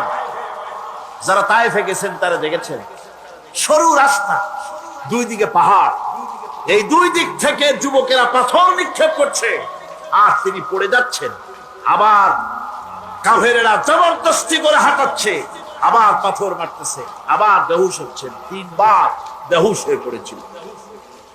ফেরেশতা বলেছেন, হে আল্লাহর নবী, আমাদেরকে অনুমতি দেন, আমাদেরকে হুকুম করে দেন, আমরা এই পাহাড় গুলি দিয়া চাপা দিয়া কাফের গুলিকে শেষ করে দেই। নবীজি তখন বলেছিলেন, নবীজি বলেছেন, আমি যদি তোমাদেরকে হুকুম করি আর আমার হুকুম মতো যদি সমস্ত কাফেরদেরকে পাহাড় চাপা দিয়া সব যদি মেরে ফেলে দাও, তাহলে একটা কাফের যদি না বাঁচে, কার কানে পৌঁছাবো? লা ইলাহা ইল্লাল্লাহু মুহাম্মাদুর রাসূলুল্লাহ। নবীজি গায়ের রক্ত মুছে 2খানা হাত আল্লাহর দরবারে তুললেন আর দোয়া করলেন, আয় আল্লাহ রব্বুল আলামিন, এই কাফির বেঈমানেরা আমারে চেনে নাই, বোঝে নাই, আমি যে তোমার নবী, ওরা তো বুঝতে পারে নাই, না জেনে না বুঝে আমার উপরে যে অত্যাচার করলো, আয় আল্লাহ তুমি যেন রাগ করে এই কাফিরদের পরে তুমি যেন গজব নাজিল করো না। ধৈর্যের চূড়ান্ত নমুনা দেখিয়েছেন বিশ্বনবী মুহাম্মদ রাসূলুল্লাহ সাল্লাল্লাহু আলাইহি ওয়াসাল্লাম।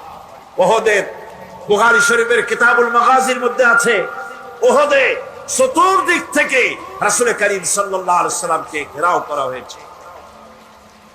হুজুরকে পাহারা দিতে দাঁড়িয়েছেন সাহাবায়ে কেরাম, বুক দিয়ে রাসূলের দিকে ফেরা, পিঠ পিছনে ফেরানো আছে। কাফেরেরা তীর নিক্ষেপ করছে, এই তীরগুলি এসে হুজুরের সাহাবীদের পিঠের মধ্যে ঢুকছে।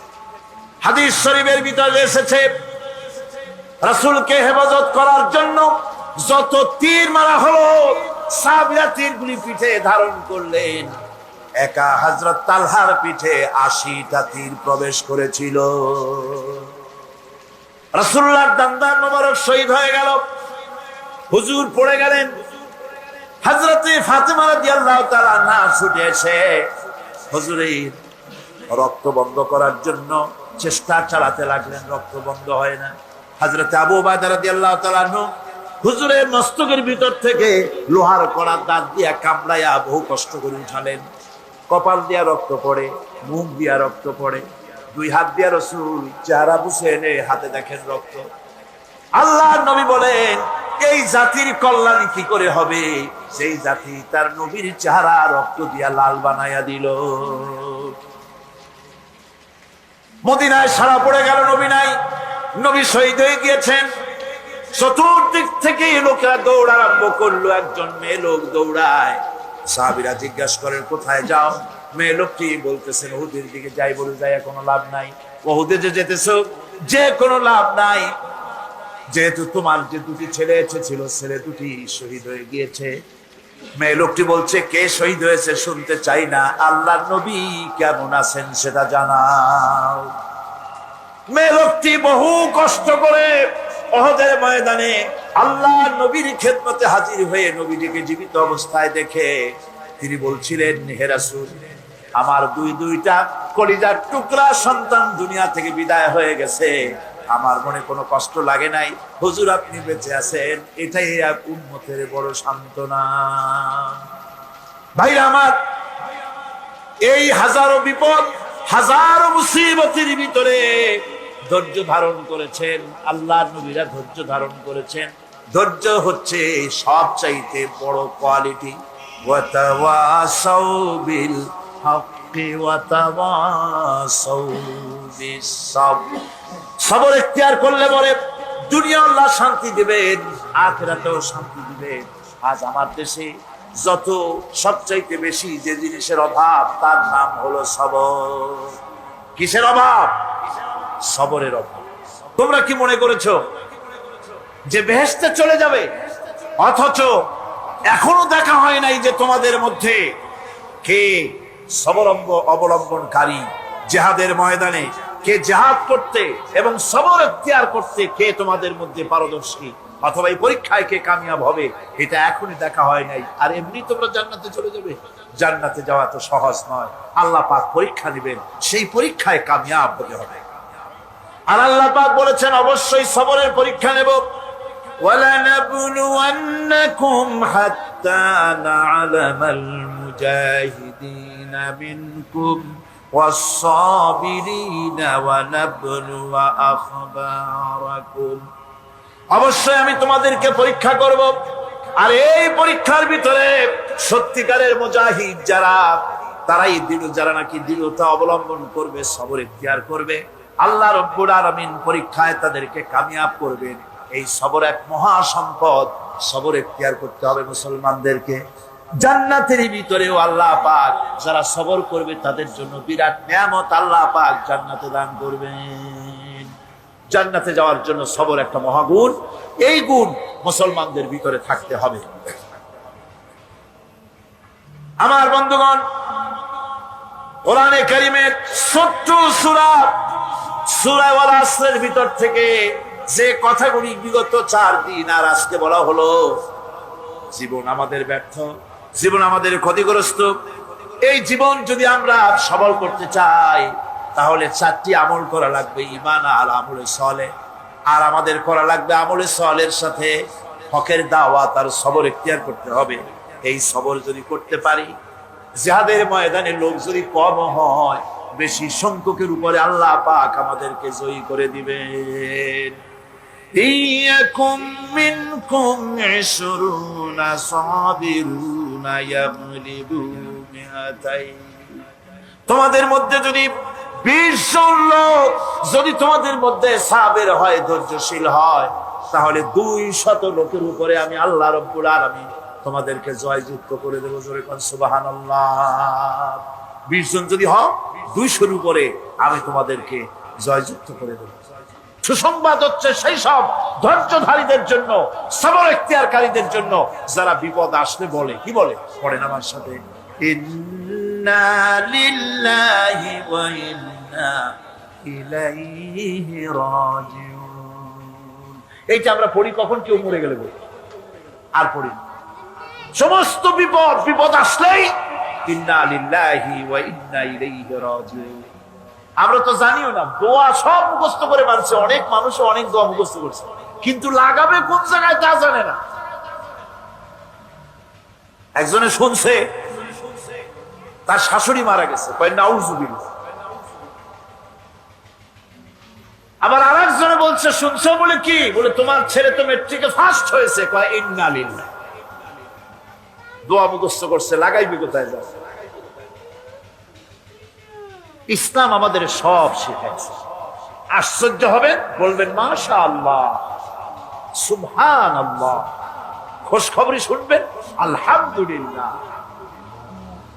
খাইতে মজা লাগতেছে, বলবেন আলহামদুলিল্লাহ, সুবহানাল্লাহ।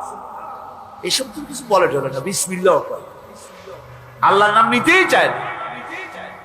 আল্লাহ পাকের যখন বিপদ আসে, মুসিবত আসে, রব্বুল আলামিন বলেন, বিপদ যখন আসে, মুসিবত যখন আসবে, বান্দা যারা মুমিন তারা পড়ে ইন্না লিল্লাহি ওয়া ইন্না ইলাইহি রাজিউন।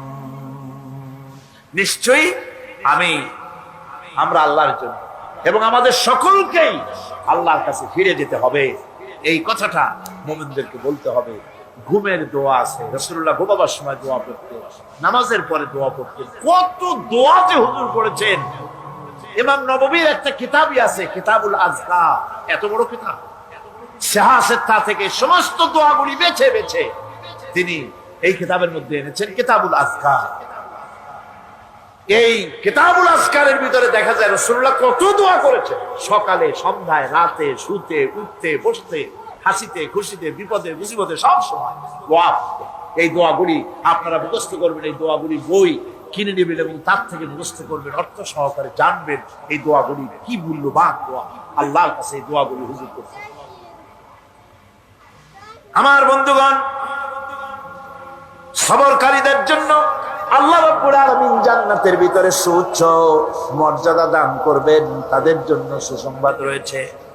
উলাইকা ইউজজাউনাল গুরফাতা বিমা সাবারু ওয়া ইউলাক্কাউনা ফিহা তাহিয়াতাও ওয়া সালামা।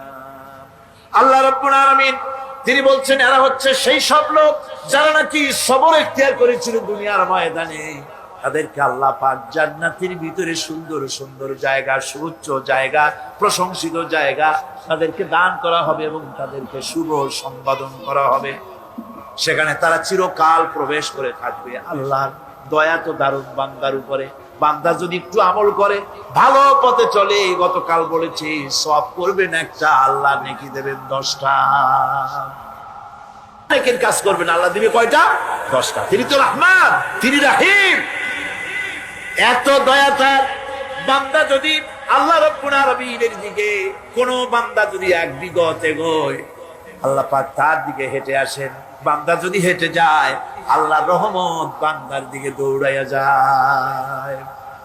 আল্লাহ পাক বলছেন, আমার গজবের চাইতে আমার রহমত বেশি। সুবহানাল্লাহ। সেই জন্য আকীদাকে শুদ্ধ করে নিতে হবে। কেউ কিছুই দিতে পারবে না, দেওয়ার মালিক হলো আল্লাহ রাব্বুল আলামিন। মালিককে এমন দেওয়া দিবেন, পড় গিয়া জিস পর নজর बंदा को मौला कर दिया, पड़ गया जिस पर नजर बंदा को मौला कर दिया, आ गया जिस दाम में जोश कतरा को दरिया कर दिया। আল্লাহ রাব্বুল আলামিনের রহমতের নজর যদি কোনো গোলামের প্রতি পড়ে যায়, গোলামটা বাদশাহে পরিণত হয়ে যায়। আল্লাহর রহমতের নজর যদি এক ফোঁটা পানির উপরে পড়ে যায়, পানি ফোঁটা আটলান্টিক মহাসাগরে পরিণত হয়ে যায়। সে আল্লাহ রাব্বুল আলামিনের উপরে ঈমান এনে واصبر وما صبرك إلا بالله ولا تحزن عليهم ولا تك في ضيق مما يمكرون। হে রাসূল, সবরের সাথে কাজ করতে থাকুন। আপনার এই সবরের তৌফিক তো আল্লাহই দিয়েছেন। আর ওদের সমস্ত ষড়যন্ত্র, ওদের অপকৌশলে আপনি দুঃখিত হবেন না, চিন্তা করবেন না, ভারাক্রান্ত হবেন না। আপনি নিশ্চিত থাকুন। ওয়াসবির লিহুকমি রাব্বিকা ফাইন্নাকা বিআয়ুনিনা। হে নবী, আপনার রবের চূড়ান্ত ফয়সালা আসা পর্যন্ত ধৈর্য ধারণ করুন। আপনি তো আমার চোখের সামনে। সুবহানাল্লাহ, সুবহানাল্লাহ। আপনি আমার চোখের সামনে। কে আপনাকে কি করবে আমি দেখবো না? সুবহানাল্লাহ। মন্ত্রী যদি, এই সলিমুদ্দিন মার্কা মন্ত্রী যত আছে, এই মন্ত্রীরা যদি কয় ব্যথাতে ভয় কিসে, আমি তোকে দেখছি না, সাহসটা কেমন বাড়ে, কেমন বাড়ে সাহস। আরে কোনো মন্ত্রী ছাতা মাতা না, কোন প্রেসিডেন্ট রাজা বাচ্চা না, আকাশ আর জমিনের মালিক আমার আল্লাহ রাব্বুল আলামিন বলছেন, হাবিব কোন চিন্তা নাই, আপনি আমার চোখের সামনে। ওরা চায় আপনাকে দুনিয়া থেকে মিটাই দিতে, আর আমি চাই ওয়ারাফানা লাকা যিকরাক, আপনার প্রশংসা তো হবে গোটা বিশ্ব জুড়ে, সর্বত্র ছড়িয়ে যাবে আপনার নাম। সুবহানাল্লাহ বিহামদিহি। আল্লাহ পাক অন্যত্র বলেছেন, وَلَقَدْ كُذِّبَتْ رُسُلٌ مِّن قَبْلِكَ فَصَبَرُوا عَلَى مَا كُذِّبُوا وَأُوذُوا حَتَّى أَتَاهُمْ نَصْرُنَا। হে মুহাম্মদ সাল্লাল্লাহু আলাইহি ওয়াসাল্লাম, আপনার পূর্বে অসংখ্য নবী রাসূল এই পৃথিবীতে আসছে এবং জুলুম আর নির্যাতনের শিকার তারা হয়েছেন। অবশেষে তাদের প্রতি আল্লাহর সাহায্য এসেছে। সুতরাং আপনাকেও ধৈর্য ধারণ করতে হবে, ধৈর্য ছাড়া কোনো পথ নাই। ধৈর্য আপনাকে ধারণ করতেই হবে, আর এই ধৈর্য ধারণ করলে পরে আল্লাহর চূড়ান্ত ফয়সালা আসবে, তখন আল্লাহ পাক মেহেরবানি করবে। আমার ভাইয়েরা, এই ধৈর্য পৃথিবীর সমস্ত পয়গম্বররা ধৈর্য অবলম্বন করেছেন, কখনো অধৈর্য হন নাই। দিন কায়েমের সংগ্রামে নবী রাসূলগণ দারুণ ভাবে সবর ইখতিয়ার করেছেন। বৃদ্ধবাদীদের সকল রকমের নির্যাতন, অপকৌশল, ষড়যন্ত্র, এই সব কিছু মোকাবেলা করেছেন ধৈর্যের নীতি অবলম্বন করি। কখনো ধৈর্যচ্যুতি তাদের মধ্যে ঘটেনি, বরং আল্লাহ রাব্বুল আলামিন তাদের প্রতি সন্তুষ্ট হয়েছেন। যারা এই ধৈর্য ধরেছে তাদের উপরে সন্তুষ্ট হয়ে আল্লাহ রাব্বুল আলামিন বলেছেন, ওয়া কাআইয়িম মিন নাবিয়্যিন কাতালা মাআহু রিব্বিয়ুন কাসীর। এর আগে অনেক নবী এসেছিলেন যাদের সাথে বহু আল্লাহওয়ালা লোক লড়াই করেছেন। فما وهنوا لما أصابهم في سبيل الله وما ضعفوا وما استكانوا। আল্লাহর পথে তাদের উপর যত বিপদ এসেছিল তারা হতাশ হয়ে পড়েন নাই, দুর্বলতা দেখাননি, বাতিলের সামনে মাথাও নত করেন। ওয়াল্লাহু ইউহিব্বুস সাবিরিন। আর আল্লাহ পাক ধৈর্যশীল যারা, তাদেরকে আল্লাহ পাক ভালোবাসেন। আমার ভাইরা, ধৈর্যের পরিচয় রাসূল করিম সাল্লাল্লাহু আলাইহি ওয়াসাল্লাম উহুদের ময়দানে যখন আক্রান্ত হয়ে গেলেন, চতুর্দিকে কাফেররা ঘিরে ধরেছে, বাঁচার কোনো পথ নাই। সাহাবায়ে কেরাম রাসূলকে পাহারা দিলেন। যারা রাসূলকে পাহারা দিতে দাঁড়ায়ছেন, জীবন দিয়া পাহারা দিতে দাঁড়ায় গেছে, রাসূলের দিকে মুখ দিয়া, পিঠটা বাইরের দিকে দিয়ে রাসূলকে পাহারা দেওয়া শুরু করেছেন। হুজুরকে পাহারা দিতে যারা দাঁড়িয়েছিলেন, কাফের কর্তৃক নিক্ষিপ্ত কি তীরগুলি এসে যখন বিঁধতেছিল, শুধু একজন সাহাবী হযরত তালহার পিঠের ভিতরে রাসূলকে হেফাজতের জন্য 80টা তীর একজনের পিঠের মধ্যে দিয়ে ঢুকেছে। এক অসতর্ক মুহূর্তে নবীজির ডান্ডা মোবারক শহীদ হয়ে গেল, শিরস্থান ভেঙে গেল, লোহার কড়া প্রবিষ্ট হয়ে গেল কপালের ভিতরে। হুজুর মাথা ঘুরে পড়ে গেলেন। হযরত আবু উবাইদা রাদিয়াল্লাহু তাআলা আনহু হুজুরের মস্তক মোবারককে করে নিয়ে তারপরে বহু কষ্ট করে মাথা থেকে লোহার কড়া বের করলেন। এবার ওই কড়ার ছিদ্র দিয়ে রক্ত আসতেছে, মুখ দিয়ে রক্ত পড়তেছে, দাড়ি ভিজে যাচ্ছে। বুখারী শরীফে এসেছে, আল্লাহর নবী দুইখানা হাত নিজের চেহারার উপরে মলে আনে টাটকা রক্ত চোখের সামনে দেখে বলছেন, আহারে, এই কওমের ফালাক কি করে হবে, এই কওমের মুক্তি কি করে হবে, এই কওমের নাজাত কি করে হবে, যে কওম তার নবীর চেহারা রক্ত দিয়ে আল্লাহ বানাইয়া দিল। নবীজি বললেন, আল্লাহুম্মা গফিরলি কওমি ফাইন্নাহুম লা ইয়ালামুন। আয় আল্লাহ পাক, আমার এই কওম বুঝতে পারে না, ওদেরকে মাফ করে দাও। খবর ছড়িয়ে গেল নবীজি শহীদ হয়ে গিয়েছেন। খবর ছড়িয়ে গেল চতুর্দিকে, মদিনায় খবর ছড়িয়ে গেল। মানুষ পাগলের মতো দৌড়ানো শুরু করে দিল। এক মেয়ে লোক দৌড়াচ্ছে উহুদের দিকে। কয়েকজন সাহাবীর সঙ্গে দেখা, তারা জিজ্ঞেস করলেন, দৌড়াও কেন মহিলা, যাও কই? কয় উহুদের দিকে যেতেছি। কয় যায় তো কোনো লাভ নাই, যেহেতু তোমার যে স্বামী এসেছিলেন জিহাদের ময়দানে, তিনি তো শহীদ হয়ে গেছেন। মহিলা বলতেছে, কে শহীদ হয়েছে শুনতে চাই না, আগে বলো নবীজি কেমন আছে। আবার কিছুক্ষণ পর আর কয়েকজনের সঙ্গে দেখা। তারা বলছে মেয়ে লোক দৌড়াও, কই যাচ্ছি অহদের দিকে। তারা বলছেন যে কোনো লাভ নাই, তোমার যে দুইটা কলিজার টুকরা সন্তান ওহদে এসেছিল দুটোই শহীদ হয়ে গেছে। মা বলতেছে, ও সাহাবী, কে শহীদ হয়েছে শুনতে চাই না, তাড়াতাড়ি করে বলো আল্লাহর নবী মুহাম্মদ রাসূলুল্লাহ সাল্লাল্লাহু আলাইহি ওয়াসাল্লাম কেমন আছেন। দৌড়াতে দৌড়াতে ওহদের মাঠে সাহাবায়ে কেরাম পরিবেষ্টিত আল্লাহর নবীর কাছে গিয়ে হুজুরের জীবিত চেহারা মোবারকের দিকে তাকায়া মেয়ে লোকটি কাঁদতেছে আর বলতেছে, ইয়া রাসূলুল্লাহ, আমার স্বামী মরা শোক, আমার কলিজার টুকরা দুইটা সন্তান মরা শোক আমার কলিজা থেকে মুছে গেছে, আপনি বেঁচে আছেন তামাম মুসলমানদের চাইতে বড় সান্ত্বনা আর নাই। ভাইরা আমার, রাসূল করিম সাল্লাল্লাহু আলাইহি ওয়াসাল্লাম এভাবে করে ধৈর্যের পরিচয় দিয়েছেন। গালাগালি দেন নাই, রাগ করেন নাই, বদদোয়া করেন নাই। সুবহানাল্লাহ কোন, সুবহানাল্লাহ। হযরত আইয়ুব আলাইহিস সালামের সবরের ঘটনা কোরআনে কারীম তুলে ধরেছে। হযরত আইয়ুব 18টি বছর পর্যন্ত রোগের মধ্যে পড়ে আছেন। এত অসুখ করেছে, এত রোগ, শরীর পচে গিয়েছে, গায়ে পোকা ধরেছে, দুর্গন্ধ হয়ে গিয়েছে, বিবিরা চলে গিয়েছে, ছেলে মেয়ে পাড়ার লোকেরা দূর দূর করে তাড়িয়ে দিয়েছে। এবার জঙ্গলের ভিতরে গিয়ে আশ্রয় নিয়েছেন।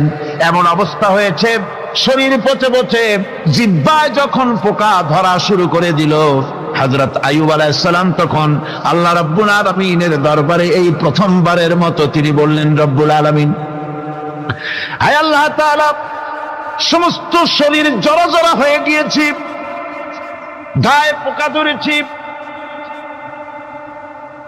আমি কোনো কথা বলি নাই, আমি খামোশ থেকে জিকির আজগার করতেছিলাম। আয় আল্লাহ, এখন দেখি আমার জিহ্বায় পোকা ধরেছে, পোকা ধরা শুরু হয়েছে।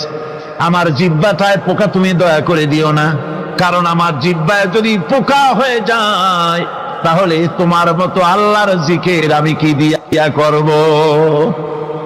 আমার জিহ্বাটা তুমি দয়া করে ভালো রাখো। কোরআনে কারীম বলছি, ওয়া আইয়ুবা ইয নাদা রাব্বাহু ইন আন্নী মাসসানিয়াদ দুররু ওয়া আনতা আরহামুর রাহিমিন। স্মরণ করো সেই সময়ের কথা যখন আইয়ুব তার রবকে ডেকে বলেছিল, আমি অসুস্থ আর তুমি তো রহমান রহিম, দয়াময়। ভাষাটা দেখেন কি সুন্দর। এর থেকে কি আল্লাহর আর কিছু বলা লাগে? আল্লাহ পাকের কাছে তিনি বলতেছেন, আল্লাহ আমি তো অসুস্থ, আমি তো অসুখ করেছে আমার, আর তুমি তো দয়াময় রহমান রহিম। এক অন্ধ, ঈদের দিন কত অন্ধই তো আসে খয়রাত করার জন্য, ভিক্ষা করার জন্য, চতুর্দিকে ভিক্ষা করতেছে অন্ধরা। এক অন্ধ ঈদের গেটের কাছে দাঁড়ায় বলতেছে, ভাইরা আজ হচ্ছে ঈদের দিন আর আমি কিছু দেখতে পাচ্ছি না। বেশি পয়সা পাইল, মানুষের দিন তার প্রতি আকৃষ্ট হয়ে গেছে। আরে কি কথা, আজ ঈদের দিন, সকলে আনন্দ করছে আর আমি কিছুই দেখতে পাচ্ছি না। সে কিন্তু কিছু চায় নাই। ভাষার ভিতরে, কথা বলার ভিতরে এ ধরনের টেকনিক আছে। হযরত আইয়ুব আলাইহিস সালাম বললেন না যে আল্লাহ আমারে মাফ করে দাও, কষ্টের মধ্যে আছি। তিনি শুধু বলেছেন, রব্বুল আলামিন, আমি অসুস্থ হয়ে পড়েছি, আমার অসুখ করেছে, আর তোমার নাম রহমান রহিম। এতটুকু কথা বলেছেন। আল্লাহ রাব্বুল আলামিনের দরজায়, তার দরবারে আইয়ুব আলাইহিস সালামের ডাক চলে গেছে। যায় নাই? কোন অসুবিধা আছে নাকি? কোন অসুবিধা নাই। পানির তলা দিয়া যদি কেউ ডাক দেয়, পাহাড়ের ভিতরে বসে যদি কেউ ডাক দেয়, আল্লাহ রাব্বুল আলামিন তা শুনতে পান।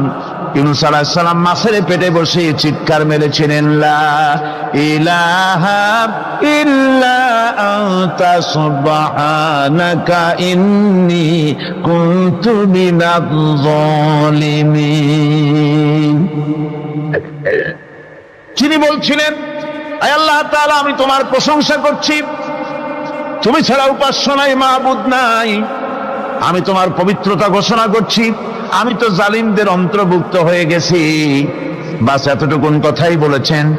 আল্লাহ পাক বলছেন, ইউনূসের ডাক তো কেউ শোনে নাই, পানির মধ্যে কেউ শোনে নাই, জমিনের কেউ শোনে নাই, মহাশূন্যের কেউ শোনে নাই, কিন্তু মাছের পেটের ভেতরে থেকে গভীর অতল দরিয়ার তলদেশ থেকে মাছের পেটের ভিতরে বসে আমার ইউনুস যে ডাক দিল, ওই ডাক আমি আরশের মালিক আমি শুনতে পেয়েছি, আর সঙ্গে সঙ্গে জবাব দিয়েছি, ফাস্তাজাবনা লাহু ওয়া নাজ্জাইনাহু মিনাল গাম্মি ওয়া কাযালিকা নুজিল মুমিনিন।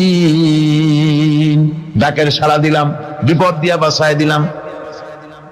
শুধু ইউনুসের না, আল্লাহ পাক এ জায়গায় আবার ওয়াদা করলেন, দুনিয়ার যত মুমিন বান্দা আছে তারা যদি কখনো বিপদে পড়ে যায় আর আমারে যদি ডাকে, আমি এই রকম করে বিপদ থেকে বাঁচায়া দেব।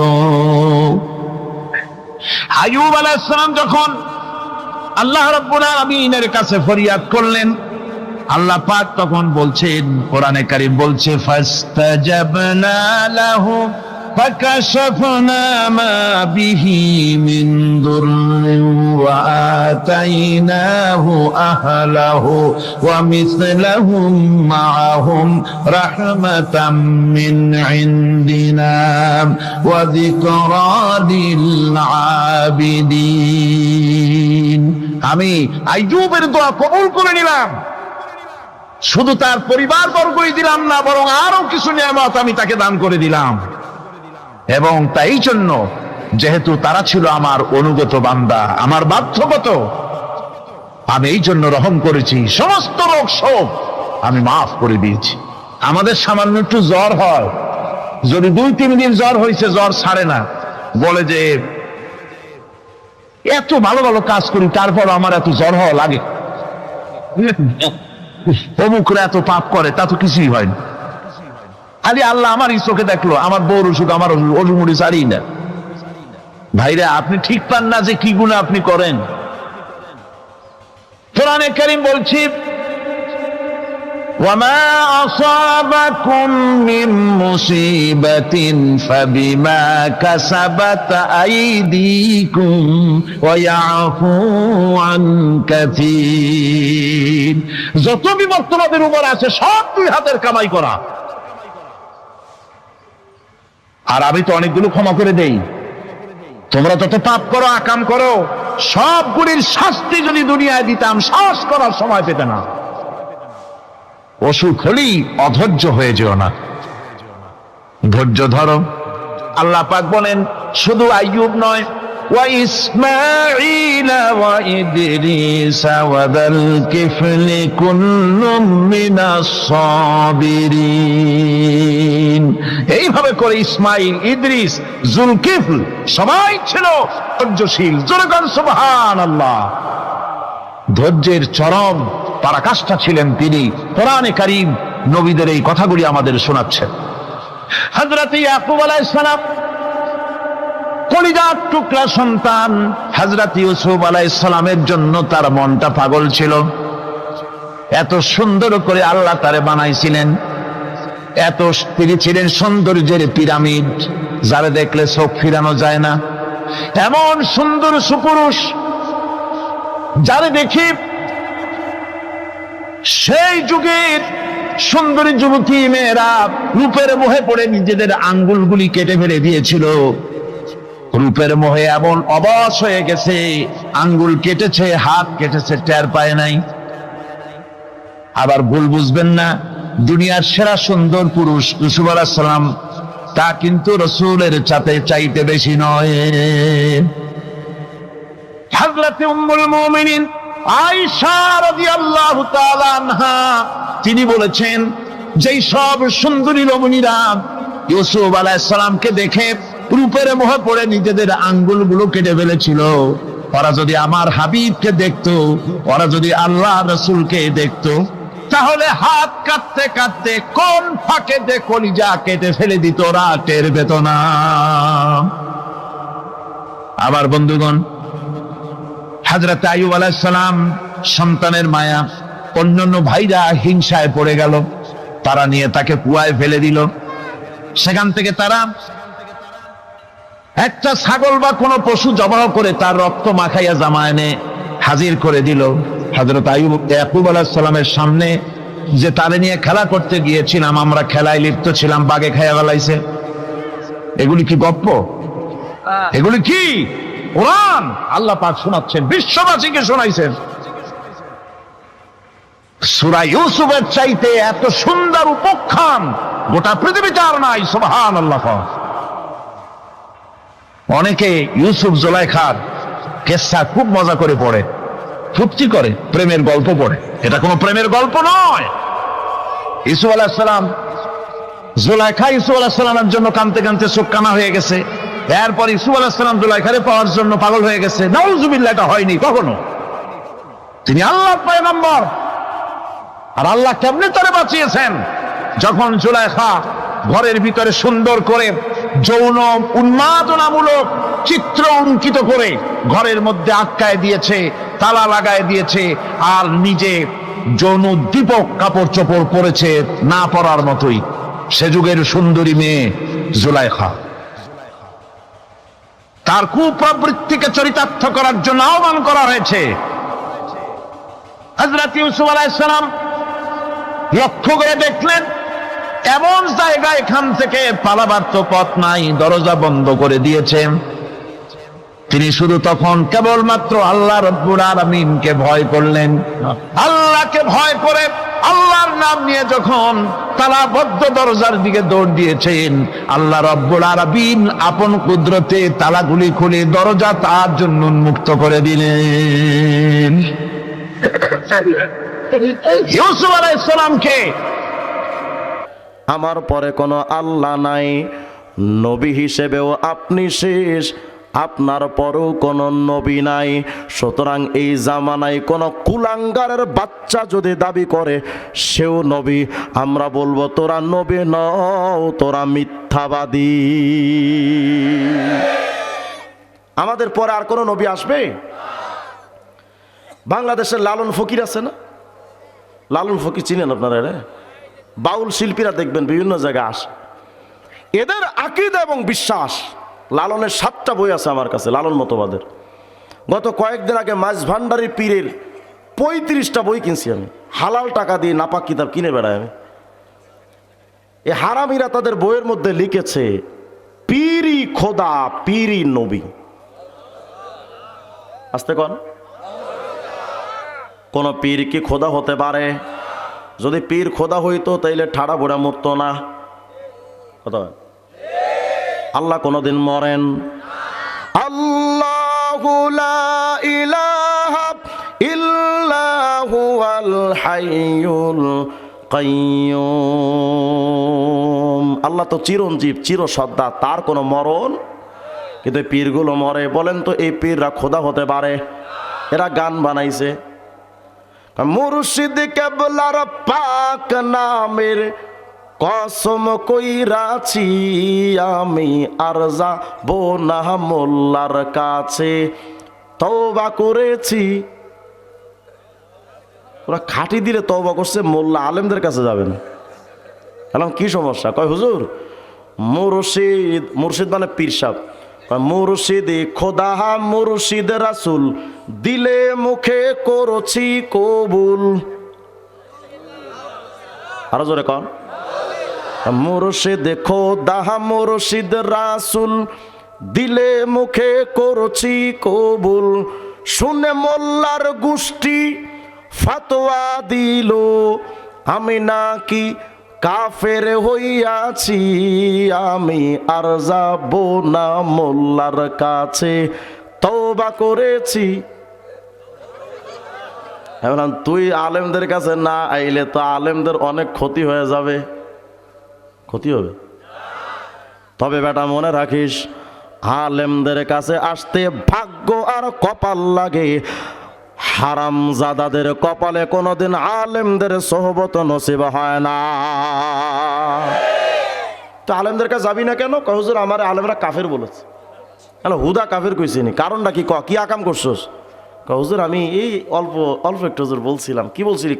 হুজুর একটু বলছিলাম পীরি খোদা, পীরি নবী। বললাম হারামি, তুই তোর পীরে খোদা বলবি, রসুল বলবি, আলেমরা তোরে কাফের বলবে না, আব্দুল কাদের জিলানি কইবনি। বলেন যারা পীররে খোদা মনে করে, রসুল মনে করে, মুসলমান না বেঈমান? আমাদের নবীর পরে আর কোন নবী আসবে? তাইলে মুসাইলামাতুল কাজ্জাব ও কি নবী? মির্জা কাদিয়ানি ও কি নবী? আমাদের নবীর পরে যেই কুলাঙ্গার দাবি করবে সে নবী। আমাদের স্পষ্ট বার্তা, তোদেরকে আমরা মুসলমানও মনে করি না। আল্লাহ তাআলা আমাদের নবীরা বুঝাতে চান, নবী গো আমি আল্লাহ প্রথম, আপনিও নবী প্রথম, আমি আল্লাহ শেষ, আপনিও নবী হিসেবে শেষ। কারণ নবী আমি আল্লাহ, যেখানে আপনাকে রাখবো সেখানে, পার্থক্য এতটুকু, আমি খালেক আপনি মাখলুক। সুবহানাল্লাহ বলেন না? আচ্ছা, এই নবীর সম্মান নিয়ে যদি কোনো কুলাঙ্গার কথা কয়, আমার রসুলের সম্মান তো কমে যাবে নাকি বলেন? পুরা বিশ্বব্যাপী যদি আমার নবীকে নিয়ে গালমন্দ করে, আমার নবীর এক চুল পরিমাণ ক্ষতি হবে? আল্লাহ তাআলা বুঝাতে চান, নবী গো ইন্না নাহনু নাযালনা যিকরা ওয়া ইন্না লাহু লাহাফিজুন। ও নবী, কোরআন নাজিল করেছি আমি আল্লাহ, কোরআনের হেফাজতের জিম্মাদারও কিন্তু আমি আল্লাহ। নবী গো কোরআনের হেফাজত আমি করব, কারণ কোরআন আমার কালামুল্লাহ। ও নবী, কোরআন হেফাজত যেমন আমি করব, ইন্না নাহনু নাযালনা যিকরা ওয়া ইন্না লাহু লাহাফিজুন, আমার নবী